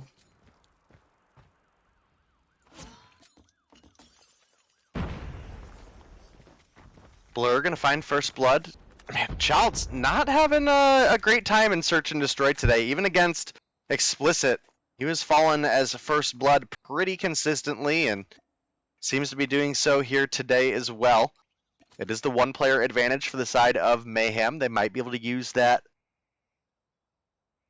as a bit of an edge. obviously, all it takes is, one player from Tribe, possibly come through with a double kill like Band was able to close out the last round with, and all of a sudden it's swung back into Tribe's favor, but we will have to see. Who's that pushed so far up? Band is pretty far up on the pool side. You can see him tucked away in the corner there, but we also have Tectonic. I mean, mere feet away from Marshy and Bolu at this point, so we'll have to see how he plays this. I'm actually going to hop over to him right now as he has those players pushing up, and I actually think he just got a reload sound cue onto Bolu. Yep. Sure enough, picks up the free kill. Now Marshy goes for the ego challenge. Marshy, we talked about this. You don't challenge Tech to 1v1s. What are you talking about? Little B washed? Absolutely not. He redeems himself there with those shots, and it's going to be Mayhem making it interesting. 4-3 now as Tribe still have the advantage, but Mayhem starting to get their feet wet in this matchup. A little later on in the matchup than I expected, but better late than never, I guess, is better than what we were seeing earlier. I'm sorry. Tribe take the advantage early on and just really haven't looked at... Oh, my goodness. Tectonic, you're cracked. My guy finds 2, and he's down. 3v3, 2-for-2 trades. Tectonic was on a bit of a... little of a spree there. Gets shut down prematurely. Band picks up his 8th. Man, this guy is just so cracked. And we're going to see Bolu find another one. That's space. Blur and Little B now left on. They're on. It's a 2v3, and they both have snipers in their hands. Enemy contact. Bomb's going to be planted. 39 seconds on the clock. Oh, my God. The gifted subs from Legacy. Absolutely love it, bro. Appreciate the support. You do have Little B pushing up. Gets a hit marker onto Band, and Marshy's there to take him down. Blur now looking for some snipes, but in a 1v3 with 20 seconds to go, I just don't know how much I believe at this point in time. He's on the run as rockets are coming towards him. And yeah, there's just no time, especially with Bolu making the rotation from behind. Don't even need it. Marshy can win those once, just not against Tectonic. Tech has 11 on the board. He does, and it's 5-3. We're on match point. How many more does Tectonic need to put on board for this Mayhem squad to pick up 3 rounds? Hard to say, but Little B is coming through, gets a kill on to Envy. And again, I think one of the biggest factors is that Mayhem aren't playing with Nero, who's been one of the biggest factors for this team. Tectonic does pick up 1, but Marshy's there for the refrag. Bolu, however, does get left in a 1 versus 3. Was looking for Blur, almost beamed him off the heady there, but Blur does make it out. Bolu has the bomb in hand, so has a little bit of freedom of where he plays on the map. He's not tracking down a bomb that's locked down by his opponents, but certainly he doesn't have much room to move either. He's got a pretty good idea that players are watching both sides, as they obviously just had a pretty clear call out that he was there on the basketball court. He picks up 1, slides the corner, nobody's there. Awaken might be here for the refrag. He's going to lock it down. And now we're still match point for Tribe, but Mayhem right on their tail. Man, I was about to say there's no dice that Bolu clutches at 1v3, right? There's no way. He's got the bomb in his hand. He found Blur. Peeks that corner, got a little too aggressive, and sure enough, he was trying to cover all ends and gets caught out in the open. And now we're going to see still match point here for Tribe. Mayhem looking a little bit better on that defending side. You see space. He's got 5 to deal with here. Oh my goodness, it looked like 300 for a second. You saw all the... Oh my God, he can't move. He's going to be taken down. A is going to be compromised, and there's no one there to help him. As a matter of fact, Bang going to find Blur as well. Envy looking for this quick plant. Awaken finds 1. Little B can't hit the shots there on the bomb site. Band is going to be able to get away. Or was that Envy? I couldn't tell. Marshy drops. Awaken finding another. We're all even. 3v3 style. The push is going to come through. Little B spots 1. Band. Oh, the hit marker follow-up shot is going to be successful. Does the deed and gets out. Smart move from Little B. Envy's going to be caught out in the open. Now it's up to Childs, who is going to be taken down. Good round. Good retake. I got to say, 2 drop early for Mayhem. Wasn't looking too great, but some great coordination. Found 2, though. Hey, Awaken found 2, and Little B played his life there. Picked up 1 himself, and that was Band, one of the players that has been a demon so far in this matchup. 9-6 for him and 10-7 for Marshy. On the flip side of things, Tectonic 13 kills on board. Now we're going to flip sides yet again. And it's literally a toss-up. If we were going off of what we saw earlier, we're expecting a, possibly a Tribe win here, as 3 rounds win in favor. Marshy getting dropped early as well. The top frag for the team. That's a great pick for Blur. That might be one of the deciding factors of this round as well. This is round 11, bud, and pushing on up. Awaken finds Envy. It's now a 5 versus 3. Have to see. The bomb plant could be coming through here. Does look like Space is going to pick that up. Brave does find one onto Blur, but look at Tectonic. Look at the flank he's making right now. He got a call out from Little B that there's a player mid. Oh. And sure enough, he's there, ready to go. Lace is banned. Hit marker onto Brave. He rotates right into the hands of Tectonic, and now Bolu in a 1v4. Mayhem have made the comeback, and they're going to win this search and destroy. I don't think a miracle can save Bolu at this point. No, it's only 18 seconds on the clock. No mames. No way. No mames way. There we go. 6-5. Mayhem able to come back, even on the backs of a 3-2 or what was it, 4-2 deficit, 5-3 deficit, something like that. No harm, no foul. 6-5 win for Mayhem. They tie things up. Now we've got a guaranteed game number 4. So who wins? We all win. That's right. We're going to see more than 3 games tonight against this Mayhem and Tribe roster that are getting geared up for a hell of a showdown in Stage 5. That's going to be literally 6 days away. Less than 6 days if you consider the time right now. So taking a look at the after action report. 15 kills for my guy Tectonic. Was a demon in that last round as well. Picked up 2 for himself on the backs of a great call-up from the squad. Awaken, somebody we don't mention a lot, and I know chat gives him a hard time, and you should, man. He was the only other player to get past that 5 kill marker. As you can see the bottom of the scorecard, 5 each for Space, Little B, and Blur. The flip side of things, you see a little more, what is that, just a little bit more of a collective effort. 10 kills for Marcy, 9 kills for Ban, 9 kills for Bolu, 8 kills for Brave, 4 for Envy. Let that soak in.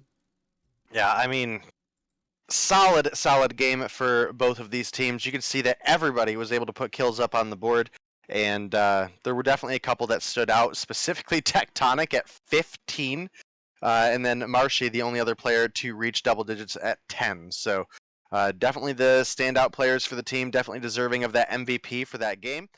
Then, you know, you look down, you're at Awaken with 9, Band with 9, Bolu had 9, and Brave had 8. But again, Tech being up as high as he was, and then Mayhem also having Blur, Space, and Little B all with 5. Just came through with a little bit of an edge because they honestly just found more key kills. There we go. We're going to get geared up for that Domination Crossfire, man. You heard me earlier. I about vomited in my mouth when I said it. I was like, man, this best 5 looks great. Bam! Domination Crossfire. Oh! That was a shot to the heart, bro. Guess what? We're not late, bro. We're getting right into it. It's 10 p.m. Eastern Time. We're in game number 3, and, you know, if you're not comfortable, get comfortable, because this is probably going to be one of those series that go to a game 5 scenario. So grab a snack, grab a drink. I see the mods are actually spamming that start button, so we are going to go ahead and jump straight into it. So right now, 1-1. Hardpoint win for Tribe. Search and Destroy win for Mayhem. This is the equalizer. Who's got what it takes to take the advantage? And on the backs of how well this Tribe team has played domination games, especially on this map, I might be rolling with them here if I were, you know, making a prediction. I'm not, obviously, but it's got to linger in the back of your mind. Who do you think's going to take it? Right now, I'm thinking Tribe might be able to take the advantage here.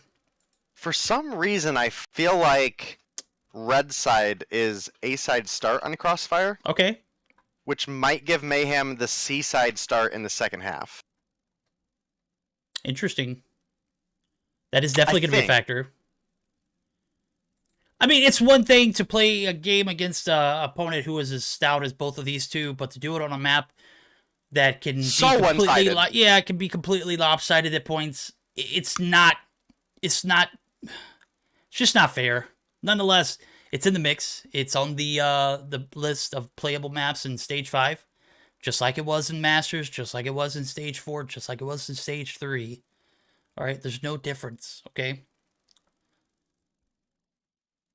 Who do you think we should spectate here moving on to this game? Who do you think is going to have the biggest impact for each team? I'd say you're probably on the lookout for your strategic plays, I'm going to say probably Marshy. He's going to be the one looking to make a flip if they need it to, cover a potential flip from the enemy team. As far as Slayers, I'm going to say you're probably looking at the likes of Band and Bolu. And for Mayhem, I would say, again, it's weird having Blur in for Nero, because Nero would normally be your player who's going to be playing back, going to be playing for the flips, going to be playing for the anchor and whatever it may be. So that may fall a little bit more on Space, rocking the SKS this game. And then as far as your Slayers for Mayhem, obviously you can't look away from the man Tectonic. And dude, I think I would normally put Little B or Blur in this spot, but Awaken seems to be having a hell of a day right now. We'll have to see now as we're going to go ahead and dive right into it. Tribe, Mayhem, game number 3, 1-1 each. And I do see, actually, Tribe going to be spawning on the A side of things to begin off with, so definitely makes things interesting as we're making claims earlier before the game started, so I'm going to be on board with Awaken until I see something otherwise. He's going to be taken down, and B is going to be compromised. Blur going to be making the push-up. Tectonic going to be looking to clear the path. They're going to do a great job of combining, and now we're going to look at Band. Band looking to make this flip come through. He's in a very, very aggressive spot. Does spot Space. Oh my goodness, Band. And now we're going to see, look at where Space spawned at. He's all the way up top of the map. Tribe might have sealed a flip early on here in this first half. Yeah, it's looking to be the case, and I was wrong. I thought Mayhem had the A side spawn first. That was not the case, so the fact that Tribe were able to steal away that spawn early is huge. We're at least guaranteed a game 4 between these two Titans, so we'll see as things go on, but Tech up in this B building does have it locked down. Oh my goodness, even with the C flip, Tribe gets sent back. Yo, is it because of that, or was it because of that Predator missile? I was looking at it. I saw I think so. 2 players get dropped instantly, and there was a little bit of map control early on. The B side's going to be pushed up, but C is going to be recollected by Mayhem. Tribe still have the advantage going into that second half. They also have the advantage right now with double caps. And Bolu, only 1 kill on board, but holding down this B side with his life. We'll see the drone come through. That's going to be Blur. The backs of a great Predator missile and some great positioning from the Mayhem squad are going to be able to get that C site back, but we don't see the B site get capped immediately. Awaken. 4 kills on board, looking to get this solo cap. Is going to be able to find one. Bolu looking for the contest. Shots are going to come raining in. He wins the gunfight, wins that B site all by himself. 5 feed. Oh my goodness, making God, it 6 Awaken. as he finds Childs as well. Dude is still alive. He's rocking full streaks right now. Finally gets taken down by Bolu. And like I said, Awaken is just playing out of his mind today. We have a Goliath for the second half. He does throw out the Hunter Killer. I'm interested to see if he ends up using the Dragonfire as close as we are to a round end here, or if he maybe uses it to try to get some additional damage and almost like a kind of budget UAV for the team. Band is going for that C flip right now. Envy is with him. Think they might get it. It's just now tied up for the side of Mayhem, and now they're starting to take the lead. They were able to stop the C flip once again, and Mayhem somehow find a way to hold on, but Tribe are going to have that C-side spawn in the second half, so that is a big factor to try to keep in mind here. Could be a few things that go into that second half. You could see that Goliath play a huge factor, and maybe the B site will be held single-handedly by it. Or if they try to anchor for that spawn flip early on, and that be a factor in. We're going to see the B site get compromised here, but have no fear. Mayhem are going to have the advantage going into that second half regardless. The only thing is they won't have that C site to hold on to. A lot of back and forth. And Tribe does get the C, or the B site covered. 75-68, 7-point deficit for Tribe to overcome, but they have the beauty of the spawns on the second half side, as we see all the Tribe going to be here on the C site. Interesting to see how Awaken uses this Goliath. It's going to be a massive factor in this second half. If I'm assuming he'll use it not necessarily off the bat, but once they get that B site covered, and we'll see how it comes into effect now. You're going to see a few players pushing up mid. Band all the way in the middle of the aisle is going to be called out. Tectonic is going to go ahead and maximize on his Dragonfire kind of stuck in a building, and now we're going to see that budget UAV come through, and a lot of progress on B going to be reversed as Tribe has made their way there. Looking for that two-man cap. They are going to get it. Mayhem playing very patient now. I got to say, they've got a Goliath to work with. They had... Oh, Tectonic actually might be on a Goliath, too. I'm looking at his score streak. He's playing his life right now. And the assist Dude, the 20-point assist got it for him. My goodness, this could be a big opportunity for Mayhem here. They've got 2 Goliaths. We do have Awakens coming in. Look at Marshy. Marshy spawning right there. C-site might be compromised. This Goliath gonna get taken down ASAP. Marshy gonna go ahead and utilize his Tempest. The fact that he spawned right there, just ridiculous. And now he spawns all the way at the bottom of the map. Yeah, and now Awaken is in a slow-moving Goliath that is 1 bullet away from being ended, and it's dead. But Mayhem, able to, on the A side, get the B. They know Marshy's Tempest is down, so is this where Tectonic pulls in his is the real question. I don't know. I think he's going to hold on to it until they need it. And you know what? This is a triple cap we're looking at now. Is I do see Blur going to be holding down this C site. No one there to contest. A site going to be held. Tectonic going to find 3 in the feed. The Death Machine is lethal. A lot of patience here in this second half. And sure enough, it leads to the triple cap. Mayhem. I called it. I said Tribe was going to take this game 3, and man, am I eating my words a lot today. Enemy has Alpha. Firm verdict, biggest bot. In Mayhem we trust. Is that the case? Yeah, and we're just about to hit triple cap territory as well. All Mayhem have to do is hold down this B cap for 1 more second, 1 more tick rather, and there it is. The triple cap is secured in. Blur coming in a Goliath of his own. Tech still has his, excuse me. The G Fuel getting to me, I guess. JuJu strong, bro. Yeah, there we go. Yeah, JuJu today. Well, I'll have to say, man, I'll be happy to eat my words on this matchup as Mayhem delivered. They're gonna go up 2-1 on the backs of Tribe not getting a triple cap here, and you know, with 2 Goliaths in the mix. I said Tectonic was gonna hold his for the long run. He didn't even need it. Blur got one for himself, and he's holding down this B side beautifully. As a second half performance could not have gone any better for this Mayhem squad. Just a phenomenal job. And we're talking about Awaken earlier. We didn't even talk about how Tectonic went 25-5. My God. I mean, again, I had mentioned earlier that Awaken was really popping off today, and the 6 feed that he had to solo recap B was insane and a big factor on why Mayhem were able to come through with the victory here. And everybody here on this NYSL roster played solid today. Even with the pickup of Blur, I was a little worried they weren't going to have the objective coverage that they normally have. But the team was able to come through and pull it together. And Tectonic coming through with 7 captures. Tied up with Bolu and Band, who each had 7 as well.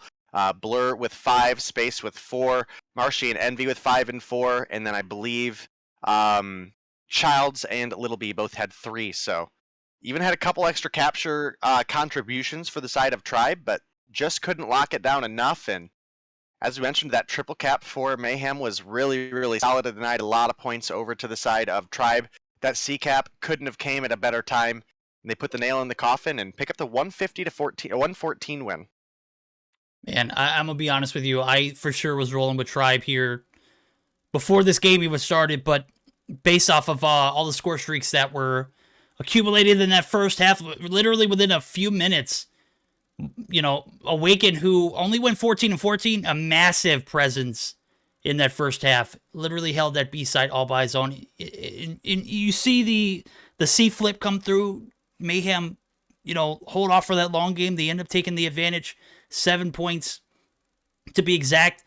And then the ending just absolutely, I'm astounded. I'm very, very impressed with how this Mayhem squad held their own there in that second half. They played that patient long game run, and it paid off. Just phenomenal job. Blur going 19-6 as well. Just ridiculous.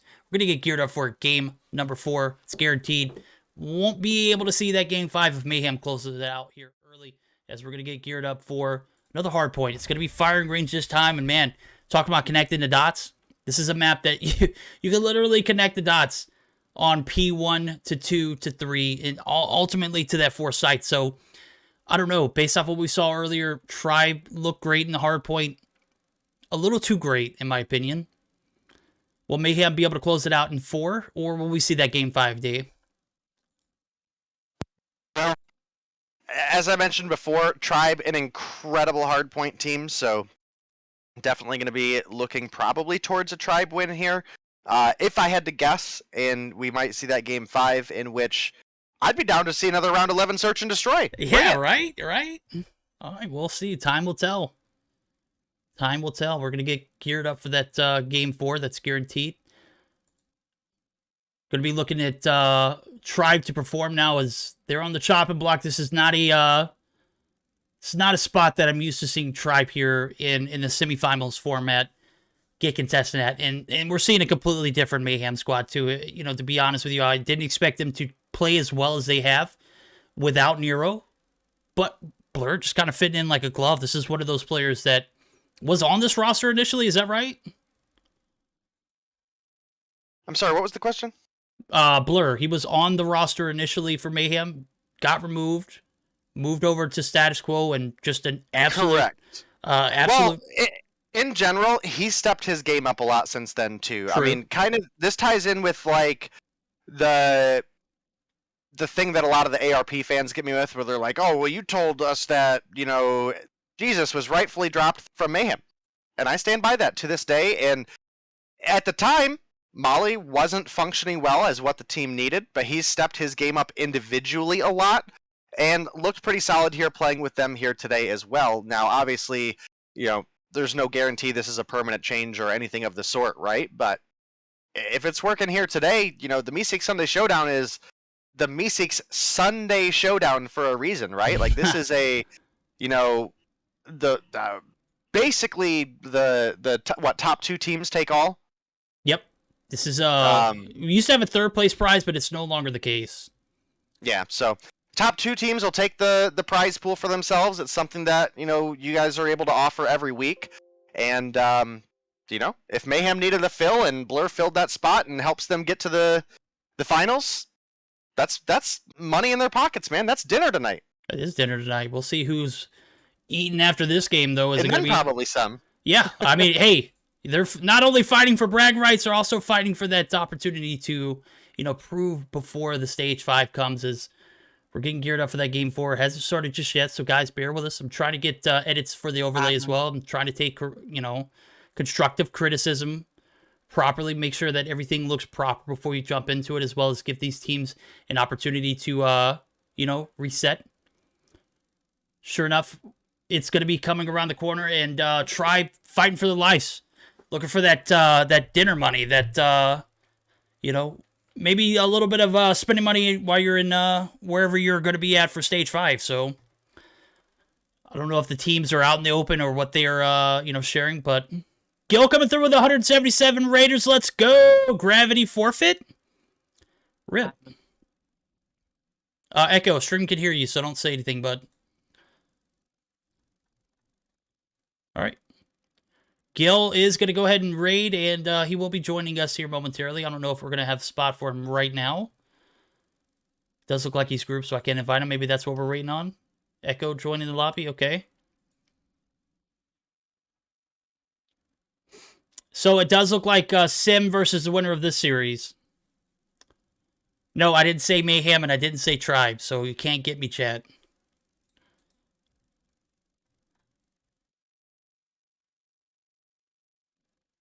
All right, well, we are getting geared up to get into our game 4. It's going to be a hard point on firing range, guys. Does look like we have all the players readied up, and, you know, again, for the hard point, I think we were both leaning at least a little bit towards Tribe being the stronger hard point team. But, I mean, the first hard point was really solid as well. We were on standoff, and it was looking like Tribe were just running away with it, and then a big second half of the game, Mayhem brought it all the way back to just being a 150 to, I believe it was, what, 114 or something like that? I mean, or 110 maybe, so about a 40-point game.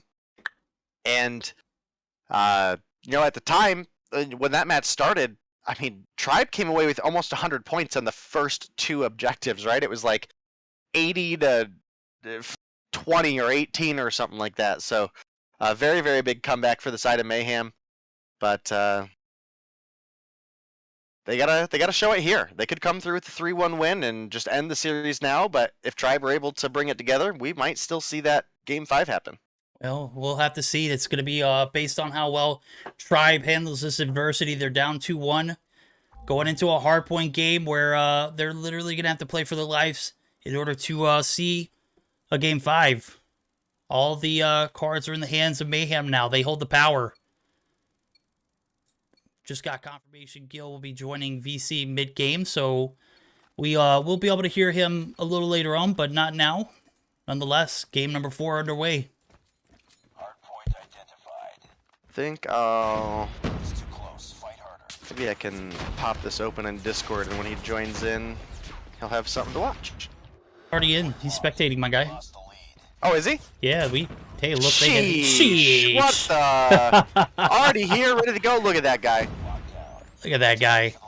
Came through looking like the more beautiful version of Orlando Bloom the other day, and Telling you, already in man. the lobby, ready to go for the finals. Yo, this guy is goated. Sexy Jesus, my guy. If you haven't seen Gil's hair, bro, I saw the literally- picture. Oh my god, dude, just forget about it. P1, forget about it now. Tectonic picking up one of the feed. Bolo gonna get the refrag on Little B. Shots are gonna come raining in, but Envy looking to bunker down here in P2. This armory site is where your money's gonna be made. This is that hill that we'll see be coveted for the next few points. As a matter of fact, you start yourself set up here early on in P2. You're going to see a lot of success in that P3 side as well, so we'll see how it pans out now. Tectonic going to be able to get the drop here on Ban. Ban doing a little bit of work. Is going to be shut down. Marshy with the refrag. Spawn still not set for Tribe, but they do have the early advantage on this P2 set. 13-9, a nail-biter of a performance so far, but Tribe going to have that early advantage here at Armory. It is going to be shut down real quick. Good night. Mayhem looking pretty decent here on this retake. Yeah, especially since these P2 spawns will be solid for P3 as well. But it does look like Mayhem got some decent trailer spawns there, but it is Tribe who get the tunnel spawn, and they get pushed on up into the objective. Tied for the lead as you heard the sit rep come through there. Awaken, trying to just gain some health back at the corner here. You can see the trophy system was thrown on out. It is going to at least minimally alert Tribe to their presence. And it looks like Tribe probably going to get the rest of this P2, but Mayhem getting set up for P3 and anchor and spawns towards the P4 side. Big game for both these teams. Tribe need this one just to hold on. Mayhem obviously would be looking to close things out. Her Blur comes through with a 3-piece.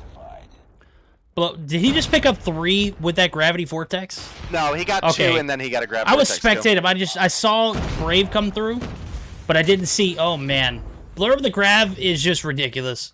That vortex is something else. Now we're going to see him racking up a few score streaks as well. Going to find Brave some hill time, much needed here for Mayhem. They found about a 20-point deficit.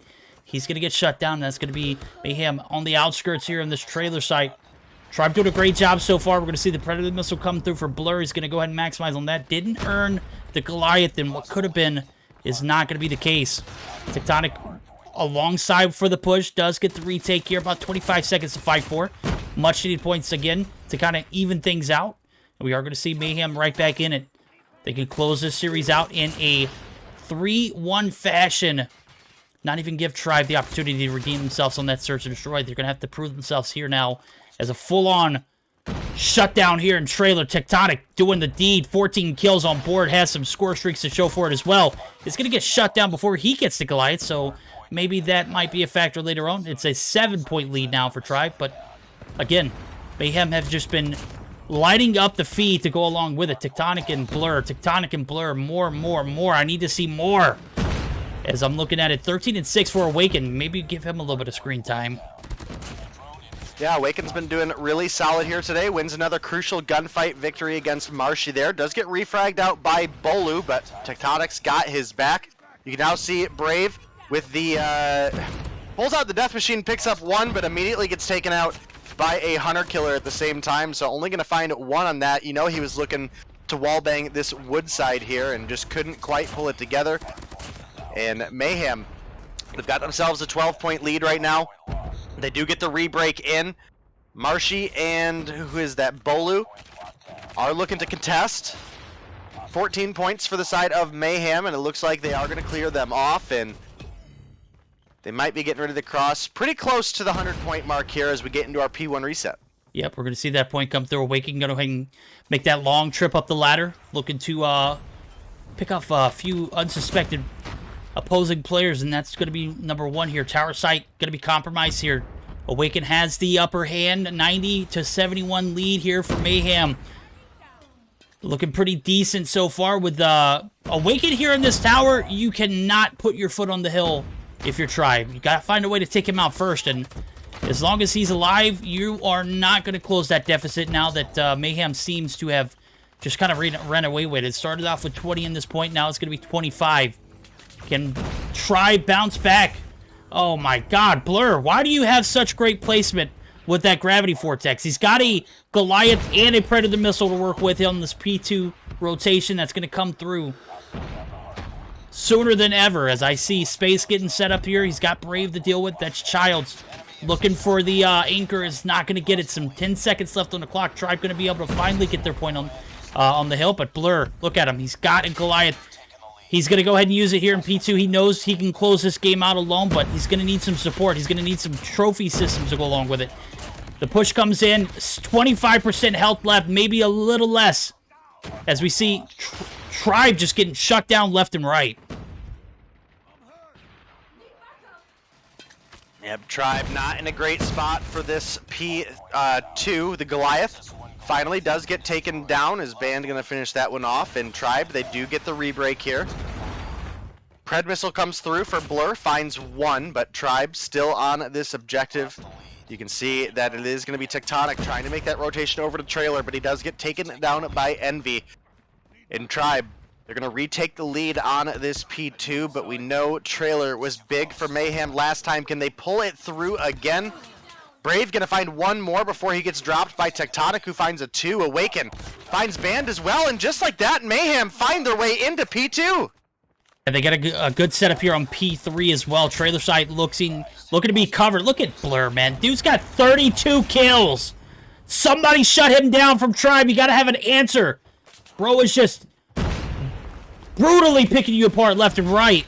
Cannot be denied. He's got a Dragonfire and a Precision. Maybe another Goliath if it comes down to it. Does get the Gravity Vortex. He's been OP with the placement with it so far. I don't expect him to, you know, drop anything there. It's coming through with the body shooting. Let's go. We got ourselves a ball game here. P3 Trailer site close off. Very possible. I think Mayhem win it. Look at the spawns for Tribe right now. They're nowhere in sight. Marshy's going to be able to touch, but there's 3 people waiting in the door for him. That is it. Yeah. Game number 4 going to go on the backs of a well-played hardpoint game from NYSL Mayhem. They just booked their one-way ticket to the Grand Finals. They will be facing off against Seminole. GG's Tribe. You tried. You came in. You started strong. And everything just kind of went south there from there. 3 games in a row for Mayhem. Phenomenally done. Yeah, excellent, excellent game coming through for Mayhem, and an excellent series for both of these teams. Every single one of those matchups was phenomenal, starting from the standoff all the way here to the hard point, but it is going to be Mayhem taking the 3-1 win over Tribe, and again, potentially a Worlds matchup we may get to see. And yeah, I mean, we're going to be on the lookout for it, but well, obviously we know, but who is Mayhem going to be facing in the finals? Seminole. Tiny Tribe. Good old Tiny Tribe. Good old What's up, Tiny Gil? Tribe. Oh, what's good? Oh, Gil, what's poppin', homie? Dude, Blur is just a beast. I was watching Jazz earlier over at Seminole, and I gotta say that both it's gonna be impressive to see them now in the finals. That's all I gotta say. You know what? We've got our stage set here. Grand Finals, Seminole, and Mayhem. Mayhem looking pretty damn spicy, man. I gotta say, Can they have that same kind of energy going into the grand finals against Seminole, though? That is, you know, that's the question of the hour right now.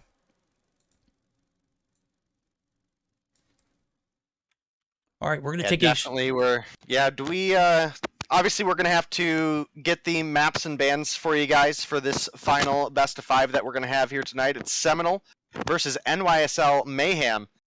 And you don't want to go anywhere, because if you thought that last matchup was great, this next one is going to be just as good, maybe even better with the way Seminole have been playing lately. So gotta give them their props. Gotta give them props indeed. We're gonna give them props here and an opportunity to win a little bit of cash to go along with it. So don't go anywhere. We got Meseeks Sunday Showdown Grand Finals right around the corner. We've got Seminole. We got NYSL Mayhem. Jesus Christ, these guys just balled out.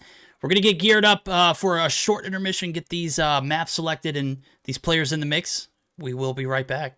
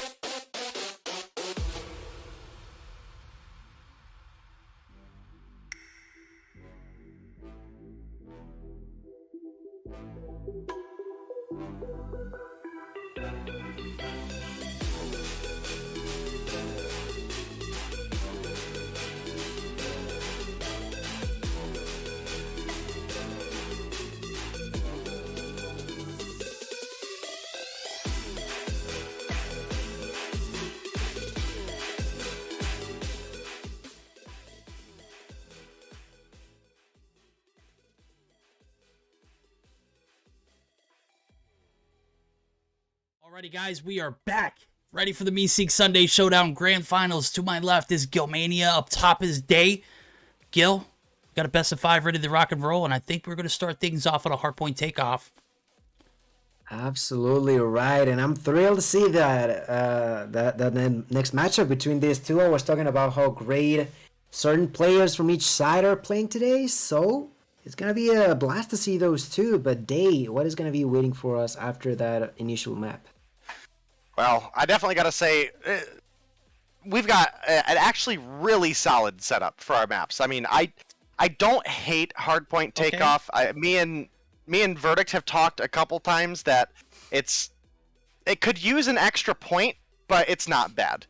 We're going to get into a search and destroy in Raid for Game 2, where we're going to get to see a lot of the sniper talent really show off. And for Game 3, which we're guaranteed, we'll see a domination on standoff, which is another one of those fan and player favorites. There we go, and capping things off that Game 4. We're not guaranteed to see it, but if Tiny Tribe, a.k.a. Seminole, have anything to say about it, maybe looking to spoil the great night that Mayhem's had. It's going to be a hardpoint firing range, followed up by an S&D Hackney Yard.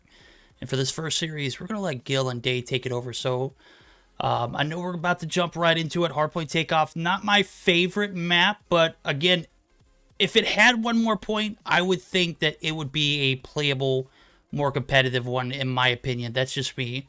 So with it being the way it is now, it's four points, huge map, maybe not taking advantage of that fifth point opportunity.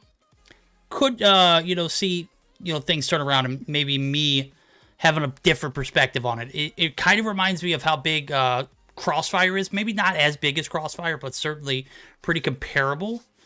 But I think we're ready to jump into the game. Take off hardpoints where we're going to start things off. Echo, if that wasn't a cue, I don't know what to tell you, bro.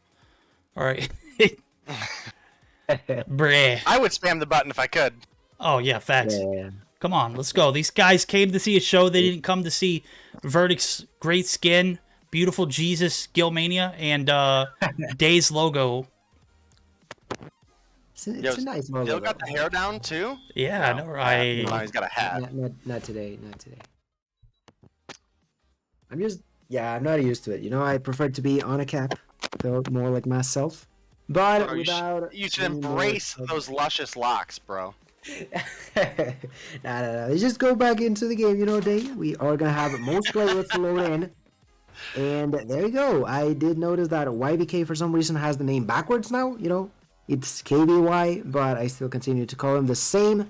We are gonna start this game. I say we give him a little bit of screen time, you know? Let's go with YBK. Unless... No ping, no party. Whoa. What do we have yeah. here? Is this a no ping, no party scenario and it's not tribe in the lobby? Is that... Aren't both of them from NA? Like, hello? What Yeah, going but... on here? Eh. Well, I guess we'll back out of the lobby and give the shot a second shot, so... Mm-hmm. All right, what are we thinking here? Giving KVY some screen time off the rip. Obviously, that wasn't a move. I was already on them as you were talking about. I was like, man, I gotta give this guy some light. And if I'm not mistaken, I think the name is KVY, and he spelled it backwards to begin with. It was YVK to begin. Hey, So I didn't know that. I didn't know that either, but apparently chat told me that a few weeks ago, and it kind of just stuck in my head. So we're gonna try it a second chance, and I'm gonna hand it back off to you guys as we're gonna go ahead and dive right back into it. Come on, press that button. We got this. Let's get it. Game number 1, Seminole and New York Subliners are gonna be fighting for the champions title on this week's Meseeks Sunday Showdown. I am not sure who's gonna be ending taking this championship today, but I gotta say, with Mayhem, like you guys mentioned, defeating someone as Tribe, I definitely have high hopes with them, but we'll have to wait and see. Who do we get to spectate first? It seems like YBK was not the move like Burdick mentioned. Yeah, definitely. I'm going to be keeping my eye on Blur and Awaken for the side of Mayhem, but probably going to be, honestly, Jez and Slothy for the side of Seminole. I'm kind of shocked to not see a Vague here, but I know sometimes that's just the case. I don't necessarily think this is the strongest Seminole roster, but obviously all these players are cracked in their own right as well, so could go either which way, and right now it is Seminole getting some points on P1 here. Awaken rotating over, sees KVY making that push, gonna win that gunfight, picks up 1, but they need to find some time on this hill and a little bit of a break on this hill, and they just haven't been able to yet. Yeah, so far Bear has been inside of the OVJ, dancing all across this circle, currently with 4 kills for himself. Already has that drone available, getting kill number 5, going for kill number 6! And that is going to be Bear with a cracked play, finally going to be stopped, but not before getting each and every single one of the score streaks available. And it seems like he's going to be using the Goliath, you know, not even a second thought on that move. They want to start up with the lead, and that means using their utilities at their best. The Goliath is going to be taking place, but now has to make sure that he can survive for long enough. The grenades are going to be flying by. The first tactical grenade hitting on Bear as they try to take it down, but the control is still going to be in favor of Seminole right now. Seminole have about a 30-point lead, and they're in here on a P2. Bear in a Goliath already is not great for Mayhem, but you know, he was able to grab several hardpoint kills on that first hill and looking to use them to his advantage. Looking across the board for the operators for the side of Mayhem, we've got no Tempest in hand, and obviously Marshy in our last matchup was able to show how good of a counter that is to the Goliath.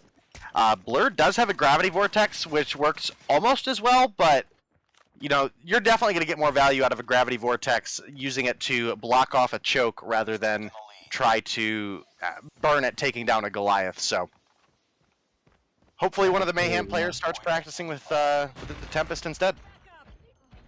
Absolutely, yeah. The Tempest is an operator that we've talked about in the past. You specifically have certainly made your point about this Goliath, and it actually makes sense because it completely annihilates any sort of utility that you may get from it, basically because it gets stunned for such a long time. It can't move whatsoever, and Goliath not moving is as efficient as it is just you shooting out a rock.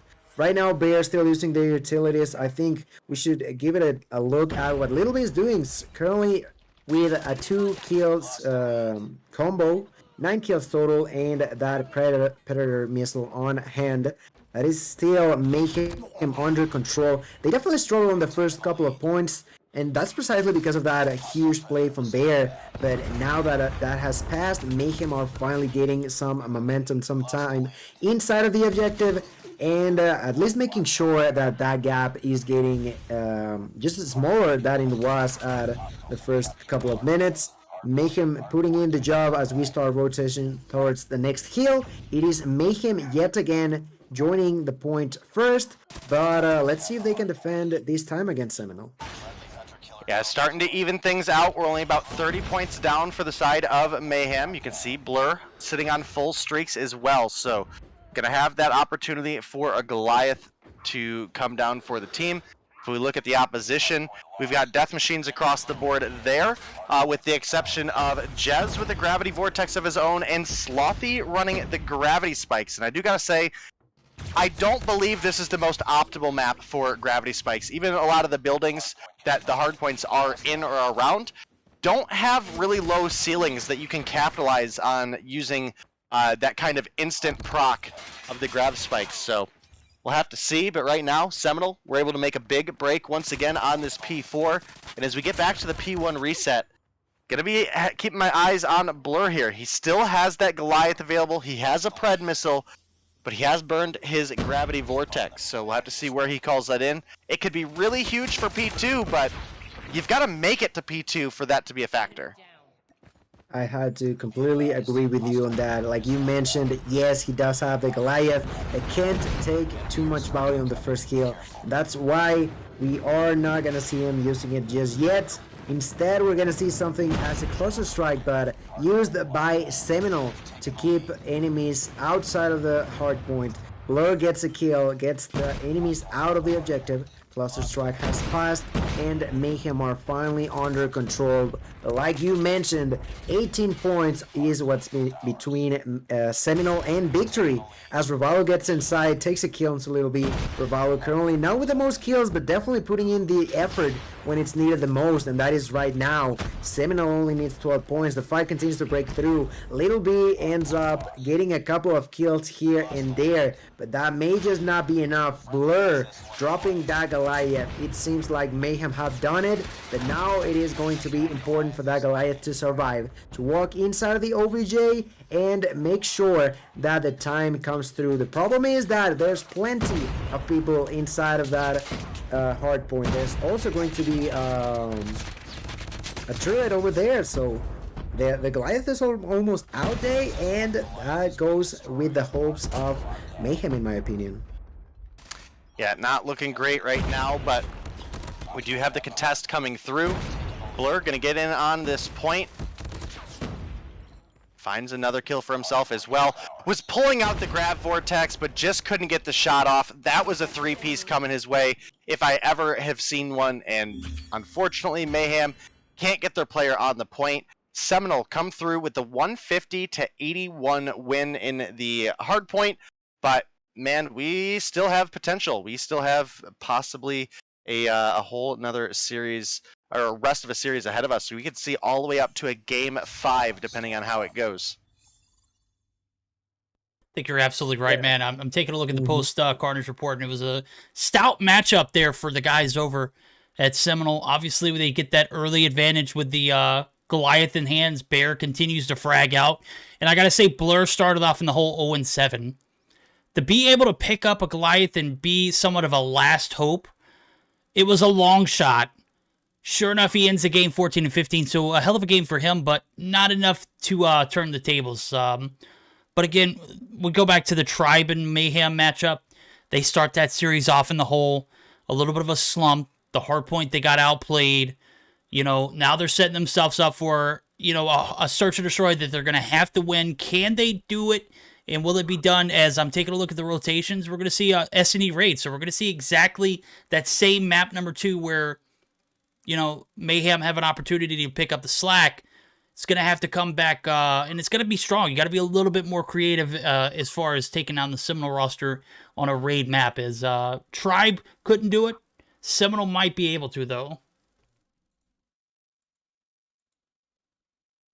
It'd be definitely interesting to see what the side of Mayhem have to bring into the table, but I'm certainly surprised to the fact that we've seen it twice now, like you mentioned, them struggling on hard point is not the best case scenario. There's still the chance for them to try to come back from it, but so far there was a really dominant performance, and I'm really impressed with Bear's performance. You know, I was talking a lot about Jess playing really great on the semifinals, but in here, Bear definitely took the spotlight there. 22 kills, only dying 13 times, over a minute inside of the OVJ. Just outstanding performance specifically for Bear. And well, Jez ended up getting that top 2, but with Bear's playstyle in that first game, it was hard to top off. Here we go, and I know Echo probably swallowed his tongue as I bounced back into the lobby after talking about the post-Carnage report, and sure enough, all 5 slots for Seminole were gone. Nobody in the lobby. And they all jump back in it at the same exact time with the same exact profile picture, and it's the shark one. The default shark. These guys are master trolls if I've ever seen one in my life. Don't have Vague in-game, but I think he might be in the Trovo stream chat. So I see people trying to tag him, maybe like call him out. Where you at, Vague? They got the clown face to go along with it, too. Love it. Love the energy. Game number 2 about to pop up.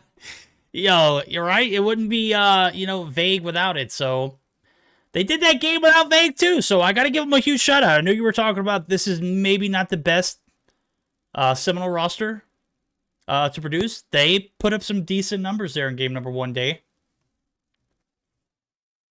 Yeah, I mean, they definitely did.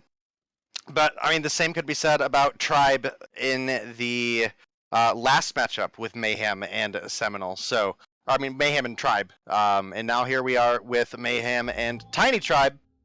Again, not a starting lineup, but all of these players are obviously well-known in their own right, with the likes of Bear, a former pro player who I think is just waiting to turn 18 to get back into the scene, if I'm not mistaken. Slothy, a player who's just, entered the 18-plus pro scene. Raballo has his moments, right? I mean, Kid was cracked on iPad, made the switch to phone, took him a while to get going, and you can definitely still feel that struggle at times, but doing pretty solid nonetheless. Jez, cracked out of his mind across the board all the time. Kid's amazing. And it's not going to be an easy matchup for Mayhem. They're sitting down 1 round right now, and we do finally have KVY joining in.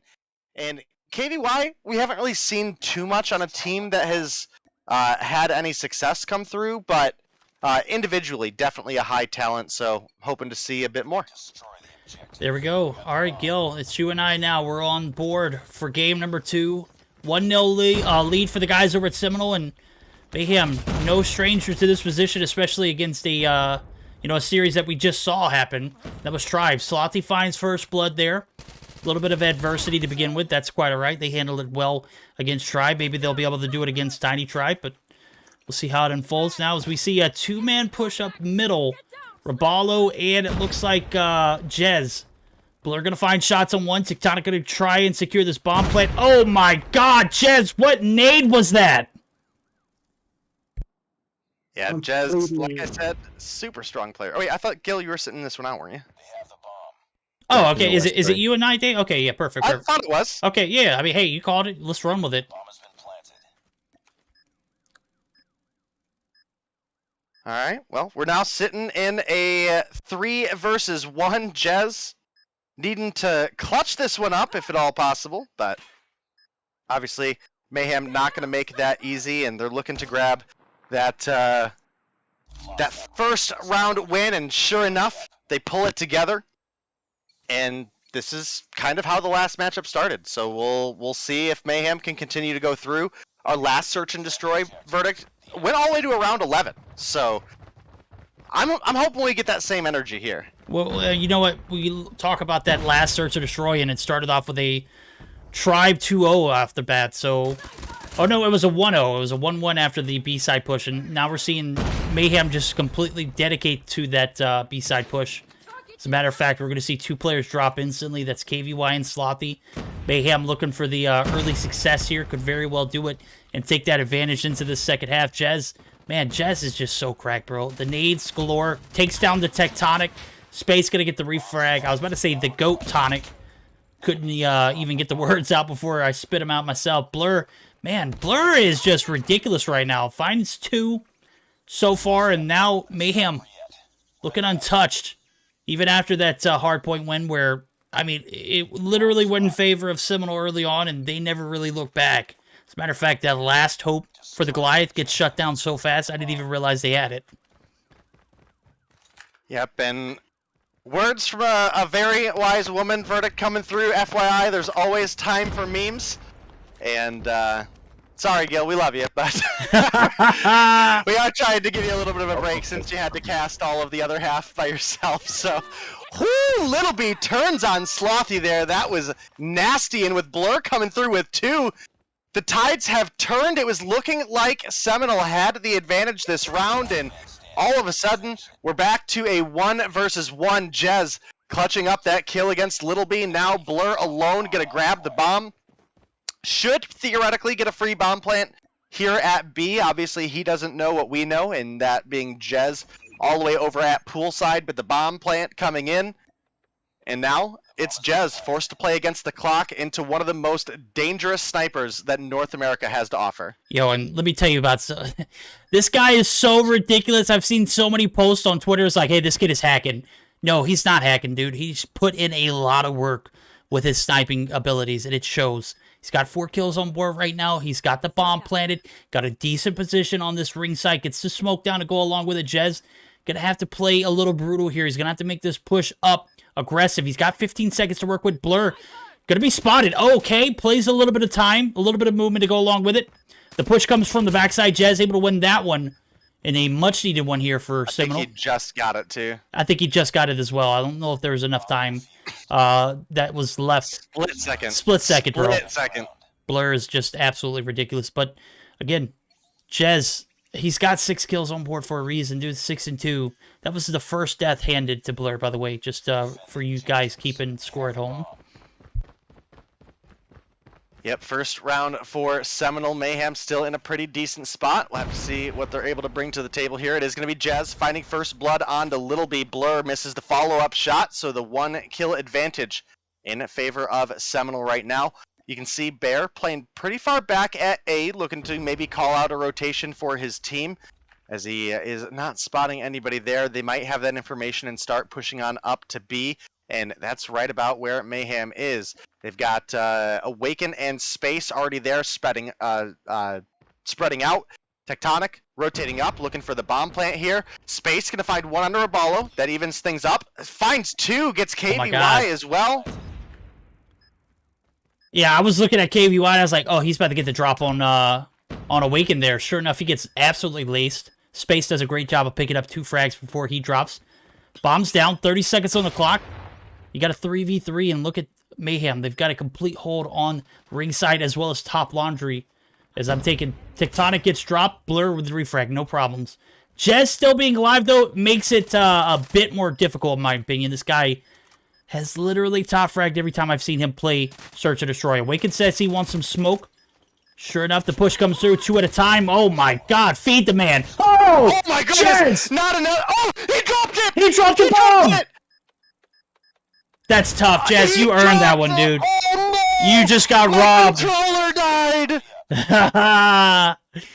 Oh, man. How devastating. That one's rough, man. That one's so rough. Jez comes through with another last-second clutch. Grabs the bomb just in time, and his finger slips off. And that's going to be a round 1 for the side of Mayhem. Thanks to a big clutch by Jez, if I do say so myself. Yeah, man, that's one of those feel-bads moments. Like I look back on it, you saw him pull out the secondary, the pistol. Just shots were crisp. He shouldn't have taken Awaken out. Even being on that head glitch, there's no way he gets that shot to land. And sure enough, he did. Gets the to stick to the fuse, and sure enough, misclicks. The story of my life. 2v5 now is Seminole looking to regain a little bit of confidence in this Search and Destroy matchup. If Jez didn't give you that kind of energy, I don't know what will. But how did Tectonic not get spotted there? Jez gets taken out from the side. Tectonic, a bandit, able to play his life. He's got a 1v3 to work with.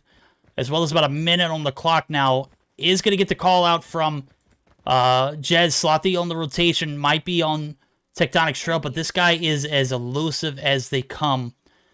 And we're going to see this long trek over to the laundry site. Bear's already there. Bear has him in his sights. That's going to be a round over what should be a 3-2, realistically speaking. A 2-3 favoring Mayhem. They got a free one there.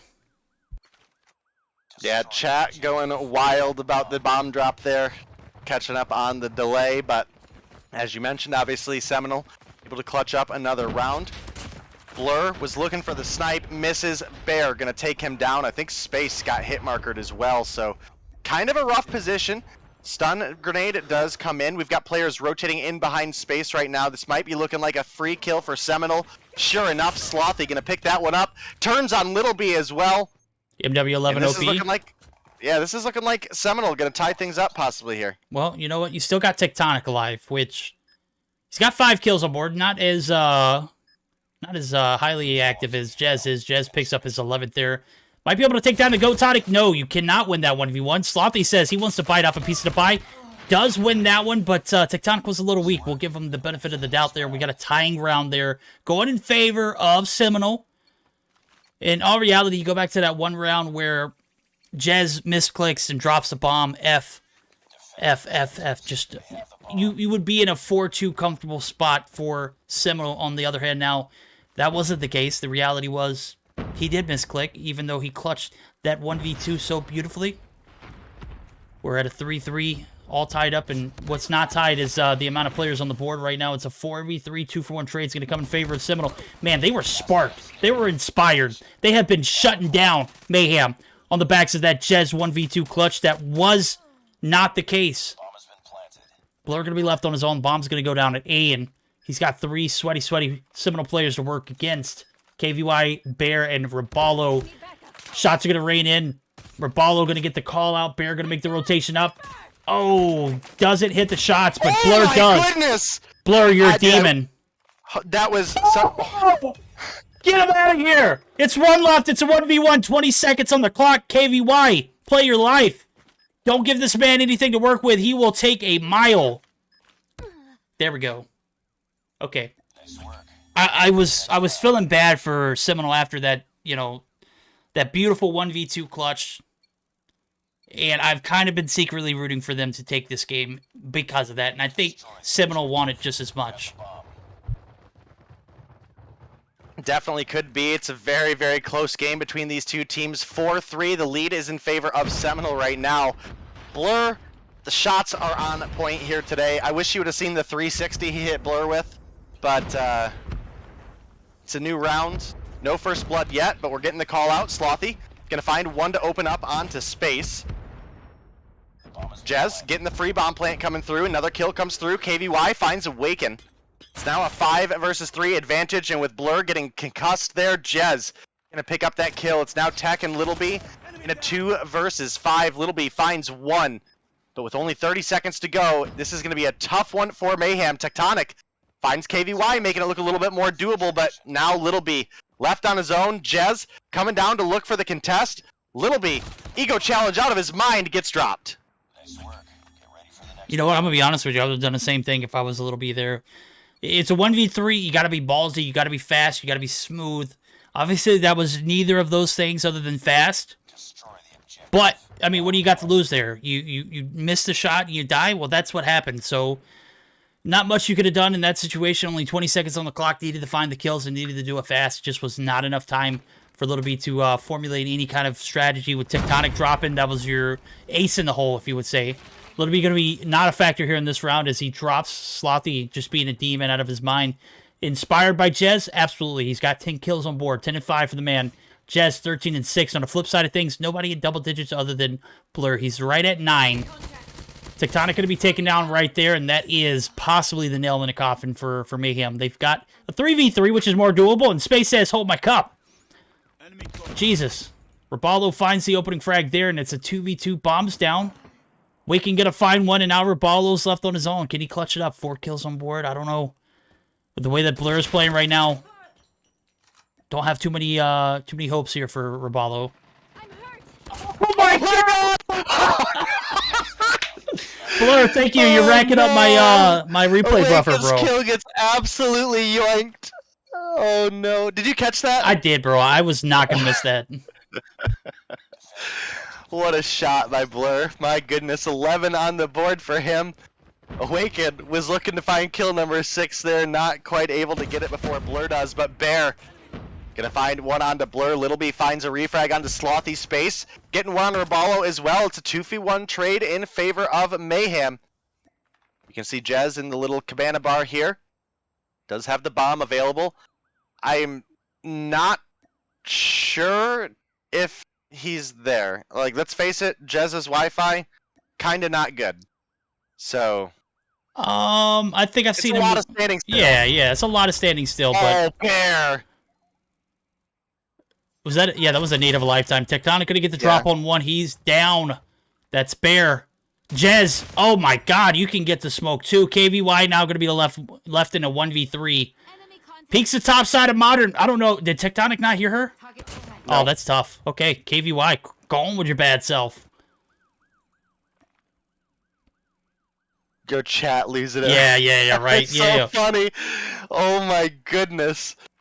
KVY left in a 1 versus 2. Awaken and Little B, the remaining members of Mayhem here. KVY is going to grab the bomb. I believe that's a Renetti as a secondary that just got swapped out for a Type 25. That shot going to give away her position and now rotates right over. Never checked a corner in their life, and Awaken going to find that kill and tie things up. Yep. Now, again, we're in a round 11 situation. We saw how well Mayhem play in pressure, points where they've literally been on the brink of being shut out here already in this game. This is their opportunity to redeem themselves. They're going to have a composed performance, and what a better way to start off than Little B hitting 2 off the rip. That's going to be Jazz and KVY out of the picture. Can Slothy pick up the slack here? He's actually going to be half health and is going to be able to recover, but ringside not safe as long as Little B is alive.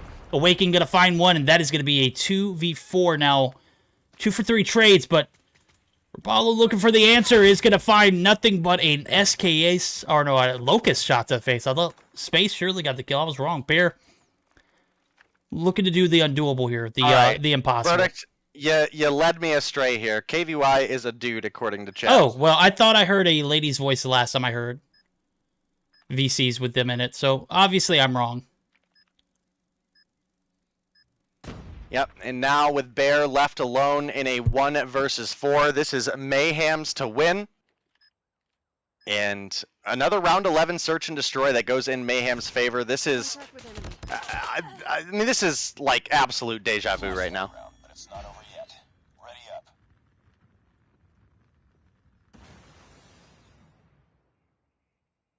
Chat, you Yo, guys. chat, we're a little look. behind. All right, that's a ban right there. Hey, come on, bro. That's where's the? Yeah, we're where's gonna give the- you. take a timeout. Gonna give you 1 hour. I gave him the 1 week, bro. Oh, smart move. Look at it. Bobby got the 1 day. I got the 1 hour. Man. You gotta be a little quicker, Bobby. Sorry. If he was gonna get it back, he Yeah. got it today. I saw Yeah. that too. Well, I figured in 1 hour the games would be over with. We wouldn't have to worry about it. But obviously, you guys are way more That's less some forgiving than egregious I am. language. We ain't putting Yeah. up with that one, bud. I usually just add like a bunch of zeros next to a number and like whatever it is. You may Yeah, get Gil's- a week, you may get Gil's a month. default I is never know. 6,000. I think I've seen Guild ban No, people for 6,000 seconds for like 10 times now. It's funny, you just press a button and Yeah, then well. another one. Yeah. Man, I gotta say, Seminole put up a hell of a fight, but the outcome, the exact same the Tribe came to. Round 11 scenario.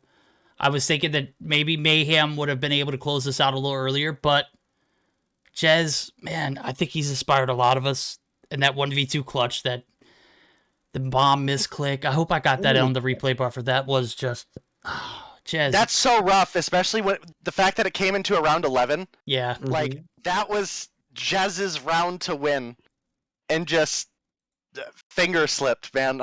Yeah. I feel so bad. You gotta hurt. Yeah, that's tough. Now we're going to be moving on, tied up to a game 3. And now we're going to see that domination standoff. We won't see that ugly map be played out, but the crossfire map that we saw last time, because Seminole opted to ban it. Thank you, Seminole. Somebody has some good taste, and I'm assuming it's you guys, because I do see the bans come through. But now we're going to get geared up for Game 3. This is going to be the equalizer to who has the advantage. And yet again, I get back to the lobby, and Seminole have dipped. I wonder what corny profile pictures they're going to have up their sleeve this time. I'm so sure they're all gonna jump in at the same time too, right? They must be like on a Look, countdown. yeah, They're absolutely on a yeah. countdown. Oh, look, these guys are in sync, bro. All right, Yeah. I'll give it to them. They can have it. All right, Game 3, who's going to have the advantage? I know Gil and I are going to be on 1s and 2s, but I need to hear it from Day. What is your expert analysis? What has it told us about this Mayhem team tonight? And what have you seen so far from the guys over at Seminole? I mean, these guys are really good at riding the high off of the search and destroy win, right? And I mean, honestly, that was Seminoles to win. So Mayhem, they need to run away with that energy while they got it, because Seminole aren't going to want to let them live that one down, and they're going to come through with some fire here in the domination. So I'm excited for it. Is it me and Gil, or you and Gil this time? It's me and Gil this time. You've already. Yeah. I wanted to give Gil a break since he casted the whole other series by himself, I mean, honestly, it's up to you, Gil. What do you think? No, I'm all right. We can do it. Okay, You there we and I, go. buddy. All right, so Gil and I are gonna hold it down. Day just trying to get all that spotlight, bro. I don't blame you, man. No, I just love it. Like, he is everywhere at the same time. Oh, Yo, facts. who's trying to grab the spotlight? We're trying to get you these 500 viewer watch hours, bro. What are you talking Oh, about? dude, I'm just trying to deliver an A1 performance, man. You guys have made it a lot easier for me, and I appreciate all the hard work y'all put into it. And week in, week out, I can always count on Day. I can always count on Gil. So I can't even count on myself more than I can count on you guys. You guys have been, pretty much my rock this entire time, and I appreciate you guys. Game number 3, though, who's going to be appreciating it? Is it going to be Mayhem, or is it going to be Seminole? Right now, it's going to be an even split. Tectonic going to get a little bit of a concussion to the face, but is going to be able to withstand the push. Nobody coming through. Wow, what are we doing here? Everybody's just at a standstill. No one's making any kind of aggressive push. I'm expecting Seminole to be the ones to push up aggressively. They are respecting the hell out of their opponents. And now Tectonic, on the backs of being able to count the kills, is going to go ahead and do the deed of jumping onto the point. B-site looks to be about half cap. Going to find one kill to go along with it. Covering all ends. Mayhem looking pretty decent so far off the rip. The nades are going to come in and prevail. We're looking for that B cap, and it might come soon enough. It does. Gil, we've got a little bit of an advantage here for Mayhem early on. Will they be able to hold it, though? After a couple of seconds of both teams playing it like it was search and destroy, finally a push came through, and like you said, the advantage is starting to go off in favor of Mayhem. The double cap taking place so far, being pretty clean so far in here. I'm watching Bear trying to go all the way around, getting taken down by Awaken. Awaken with 3 kills right now with a 3 combo. Reloading this Type 25, making a defense over at the Tractor. Finds another opponent, doesn't take the shots in, but so far all of the feed is going to be in favor of Mayhem. The Eagles have not been able to do too much so far in here. Most of the kills are going in the side of Mayhem. Just not many of these fights have been given for Seminole so far, and I gotta say it, I don't know what may be the issue here, Over at the game of Hardpoint, it was clear that Seminole were on a good spot, but right now, they are making a lot of small mistakes that are slowly but surely ramping up and causing a more negative outcome for Seminole. Yeah, you're absolutely right. I got to say, this Seminole team, or this Mayhem team, rather, has not looked this good, I don't think, ever. They look cool, they look calm, they look collected. They don't look like they're stressing, holding their points. More so less, it's about just getting to where they need to get and doing a phenomenal job of executing. And so far, they have executed everything to a T.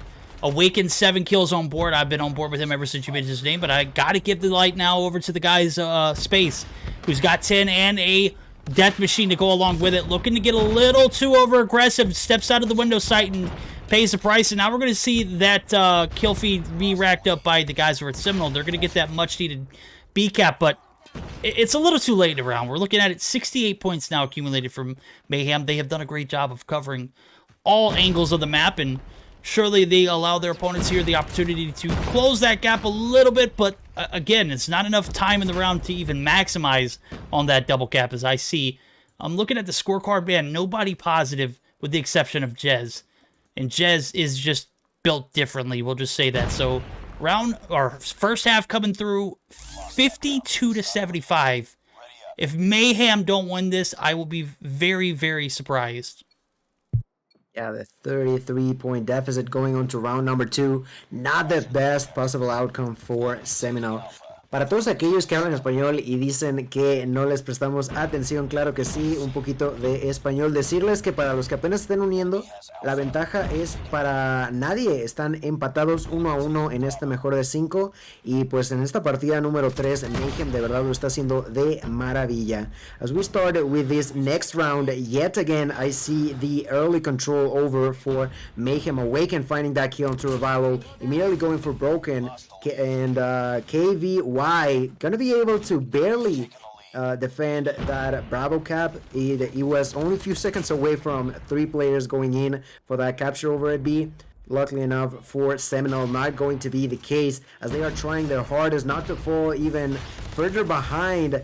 Lucky enough for them, you know, they have been able to at least prevent enemies from getting inside, but each second that they are now with a double capture is going to be getting tougher and tougher for Seminole. No, you're absolutely right. The more time they waste trying to cover the, the perimeter of the point, they need to spend a little bit more time getting on it, as more and more closer we get to this 100-point marker for Mayhem, the less likely they will be able to win on a double cap. So we'll see how it pans out now. KVY has a lot of deli control. This could be a power point if he's able to stay alive long enough to capitalize on it. He does find one, but is going to be instantly traded. And the progress on B, nowhere in sight. Not for Mayhem, not for Seminole. Seminole desperately need to get a foot on this objective, and it's not going to come easy. We've seen how well Mayhem has handled the adversity. Awaken doesn't win that gunfight. That might be what Seminole need to go ahead and put the two-step on. One more point, and it is done. And just in time now. I'm taking a look at it. Maybe a little... I'm not as good at math as Day is, so I couldn't tell you if it's triple cap territory or not, but 50 points are needed. 70... Well, I mean, it might be... They're not. They're good. They're not. Okay, they're good. There we go. That's all I needed. Confirmation. Yeah. Since Seminole still needed 50 points, that would mean 100 point... could go in favor of Seminole, and since they were at 70-something, the chance is there, but they gotta make sure that B is taken for the entirety of this round. So far is 2.5 minutes left, so it's something that Mayhem also has to play around. The fact that not only they have the advantage, but also could be playing with the time of the round itself, as they now capture C. They are immediately going to be losing Alpha. No, actually the defense came through from Tectonic, and that's going to be the double cap in favor of Mayhem. Not only happy with that space, trying to go for B, not going to be the case as he got knocked by KVY. Being able to secure Bravo, but so far is getting even more difficult. You were talking about that triple cap. Well, right now, with an outstanding performance from the players over at Mayhem, they defended both home flags, and they are now, I think, going to be on a triple cap scenario. That is more good news for New York Subliners. It is. Your NYSL Mayhem squad racking it up in the feed. You got Blur, who's got a Goliath, going to hold down Big Blue here. Has a clear path to this B site, and sure enough, this double cap is not going to come through as long as that Goliath is alive. As a matter of fact, that triple cap is going to be shut down too, because you got A covered as well. So a little bit of pressure here for Seminole. I don't think they're going to be able to do it. Even on the backs of KVY having full streaks, it's not possible. It's not doable. Mayhem have covered all corners of the map. Finally, the Goliath drops, but no progress on B, no progress on A at all. And the players make their way towards that B side. It's going to be a day late and $1 short, 150 to 120. My guys over at New York Subliners looking to make this a very, very interesting night, as they have racked up 2 games in a row. And my guys, Seminole, on the backs of not having Vague, take game number 1. narrowly lose game number 2, Nearly, and that game yeah. number 3 was well out of reach. Completely have to agree on that one. And you can only wonder what could have been the case if KVY would have gotten those streaks a little bit earlier when the double cap was still in favor of Seminole. Unfortunately, was not the case. The streaks were there, but just too little, too late. Day, what do you have to say about this game? Just a little correction to what Verdict said. It was actually Seminole that won game 1 and Mayhem that narrowly won game 2. But they come through with a strong game 3 here. And like I was saying before this game started, Mayhem are really good at riding the energy of a search and destroy win, and it showed here in a big way. And they're now sitting up 2-1 in the series, 1 game away from being your Meseeks Sunday Showdown champions for Week 55. You're absolutely right. I think what I was trying to say was Seminole narrowly lose game number 2. It was a close one. If you go back to that one round where Jazz misclicked, I know that would have changed the complete outcome of the game, but realistically speaking, if he would have gotten that round, in points perspective, that would have been a Seminole win. So, man, things getting a little heated now. We're in a 2-1 scenario. Mayhem looking better than ever. Are they stage 5 ready, Day? They're looking pretty solid right now. I mean, I have said time and time again, I don't think any of the teams that are going to stage 5 are putting their best foot forward during streamed games. That goes for Tribe, that goes for Mayhem, that goes for your Zygnus, your Novas, your Staminas. What about a all of Cilium? them, right? Your Ciliums. So I think there's probably a degree of holding back for a fair number of them, at least in some of their more specific strategies. You're probably not holding back very much in gun skill, right? Because you want to be practicing that gun skill day in and day out. But as far as rotations and things of that nature, there's definitely going to be a little bit that you might not see here that could happen down the road. So we will see there, but I think we're getting geared up for our next game. Of course, Seminole had to bounce out of the lobby and change their icons, but it does look like we're just about ready to go. And I'm excited. We're getting into a hard point firing range. We talked about this a bit the other day, Verdict. I would love this to have a 5th point specifically down in the actual firing range building. True. And then maybe have some of the points shifted. Just so that your P1, P2, P3 aren't like a connect the dots. And at that aspect, when you're on P3, you start looking for those spawns for P4, and I mean you can lock an enemy team out of hard points left and right. You're absolutely right. We're going to get geared up for this game 4, firing range, hard point. So we're going to see the action at. And Gil, Day, it's your guys' turn. I'm going to be clear on it. I'm not going to be I'm going to go ahead and mute up. You guys got it. All right, Gil, we're getting into the action, man. Do you have any predictions here? Do I have any predictions? I am not 100% sure, actually, but as I get to see this, that's going to be 5 kills, if I'm not mistaken. 4 kills, actually, in favor of Mayhem. Starting off strong yet again. I'm looking at Space, currently covering over at the 2nd floor of Metal, finding 3 kills already, going for kill number 4. Not gonna find it just yet, but doing an amazing job of covering this area. A really heavy fight. Breakthrough right at the beginning, and not too many points were given just yet. I definitely love to see that Space has been that one player that gets the most action with the SKS. And well, so far I would say that is the one that has had the most success off of it, but the only issue is that sometimes it's not as consistent as you may want it to be, and at this point in time it is crucial for Mayhem to have their peak performance at any given moment. In here, the rotations are going to begin pretty early for Mayhem as they get to P2, and they are throwing all the trophy systems, making sure that Seminole are not going to have an easy time trying to break through here. Yeah, you're absolutely right, and there's actually basically no time racked up for either team on P1. I mean, we had, what, a 8-3 or 6-3 or something like that, but now as we're going over to P2, you can see Mayhem, they're here ready to go. They've got the spawns, they've got Space in a nasty angle looking down the tunnel there. Can he find the kill on the Bear? Takes a couple shots in return. Blur pushes up, try to force him back. And Mayhem keeping a bit of control here. Space gonna find an extra kill there. Finds a double onto KVY. He's on a 5 combo right now. He's looking for maybe that lightning strike, and he's gonna get it. Yeah, a complete control Oh over my, P2. dude, space is nuts. What did he do now with that SKS? Wow, on an He's 8. he's on an 8 feet. Nine. Oh my god, and that turns on Bear. Oh no. On top of that, he is gonna have absolutely each and every single one of the utilities that he has for in here. Gonna be starting off with a cluster strike, then of course has that drone going for kill. Number 10 gets it with the cluster strike, continuous control for space. I was talking about not being consistent, and he goes on to shutting me off.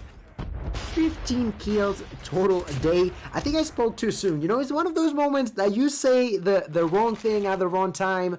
Absolutely, space proving to me while the real power of the SKS is finally gonna get knocked down by KVY. But overall, an amazing job is gonna allow a 70+ lead for the New York Subliners. Yeah, we'll have to see what happens here. As again, you know, they do have that 60-point lead. They're getting set up for next as well. You can see Space has decided to go ahead and pull out that death machine. Finds one, finds two. He still has that lightning strike available as well, so definitely something to make note of. Finds KVY again with the death machine, and is just helping lock down this objective for the side of the New York Subliner Mayhem team.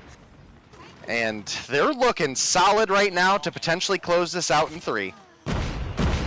Not only Space, but Tectonic also onto 20 kills. Right now has that drone available. On top of that, the death machine. Everybody inside of Wood using the operators, just praying and praying to get a kill, and certainly getting quite a few kills over there. Tectonic with a double piece. Tectonic going for the triple, trying to go through the wall banks. Not gonna be the case, but it doesn't matter. Mayhem only need 25 more seconds, 25 more points. The side of Seminole working their hardest, working as best as they humanly can, but can't do too much. We were talking a lot about the fact that Bay was unable to be here, but at this point, even with Bay with such a dominant performance from Mayhem, I'm not too sure how much it would have been of a difference. Of course, Bay always makes an impact when he's playing, but in this game, such a dominant roster, what can they do? I don't think they can do anything at all.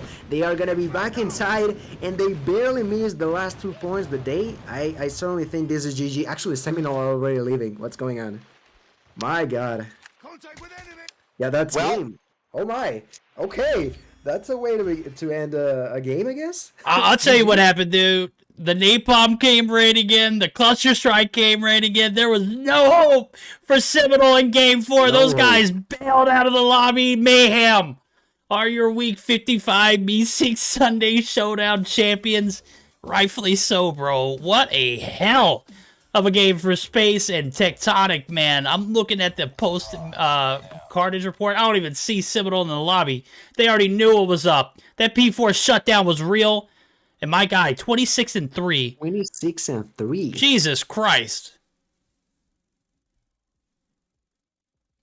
I definitely can't believe what we just saw in here. Space on a different dimension at this point, just shredding through each and every single soul that dared to appear in his path. Absolutely mental. You said it, 26 kills, a minute and a half plus inside of the objectives. I don't even have words to describe how dominant Space and also Tectonic were on this 4th game between these two. Napalm is not banned. Lightning Strike is banned. Oh, I had it backwards then. Yeah, Lightning Strike is what you were calling. I messaged, I was like, that's a napalm. I had to find out the hard way. Don't ask me why. Is it banned though? I think it's not DQ. It's biggest score streak allowed. There we go. Tectonic coming through, clearing it out. And if I believe anybody, it's that man right there. And that is actually where we're going to close the night out on.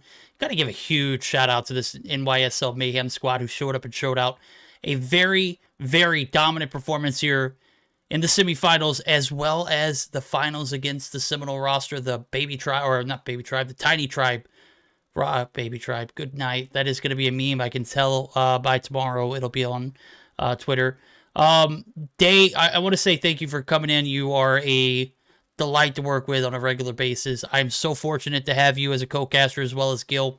Gil, you've grown so much, man. You literally look like a better looking version of Orlando Bloom, as Day put on Twitter. Much love, homie. Much love to you guys. Got to give a shout out to HyperX, Trovo, JuJu Energy, and SXC Finger Sleeves. Be sure to use code Meseeks at checkout. #ad. We're going to close out. We're going to find someone to raid. I'm going to let you guys decide because I'm done for the night. GG's. Okay. Go for us. All right, we'll get that sorted out as quickly as possible. But yeah, GG's. Much love to you guys. Thank you for having me, and for all the viewers, thanks for being here. Gracias a todos por vernos y nos veremos en la siguiente. Later, guys. Until next time. We'll see you tomorrow. Trovo Showdown. Yeah, that's right. We'll be there. Day and I. And then me playing. Come watch me bot out.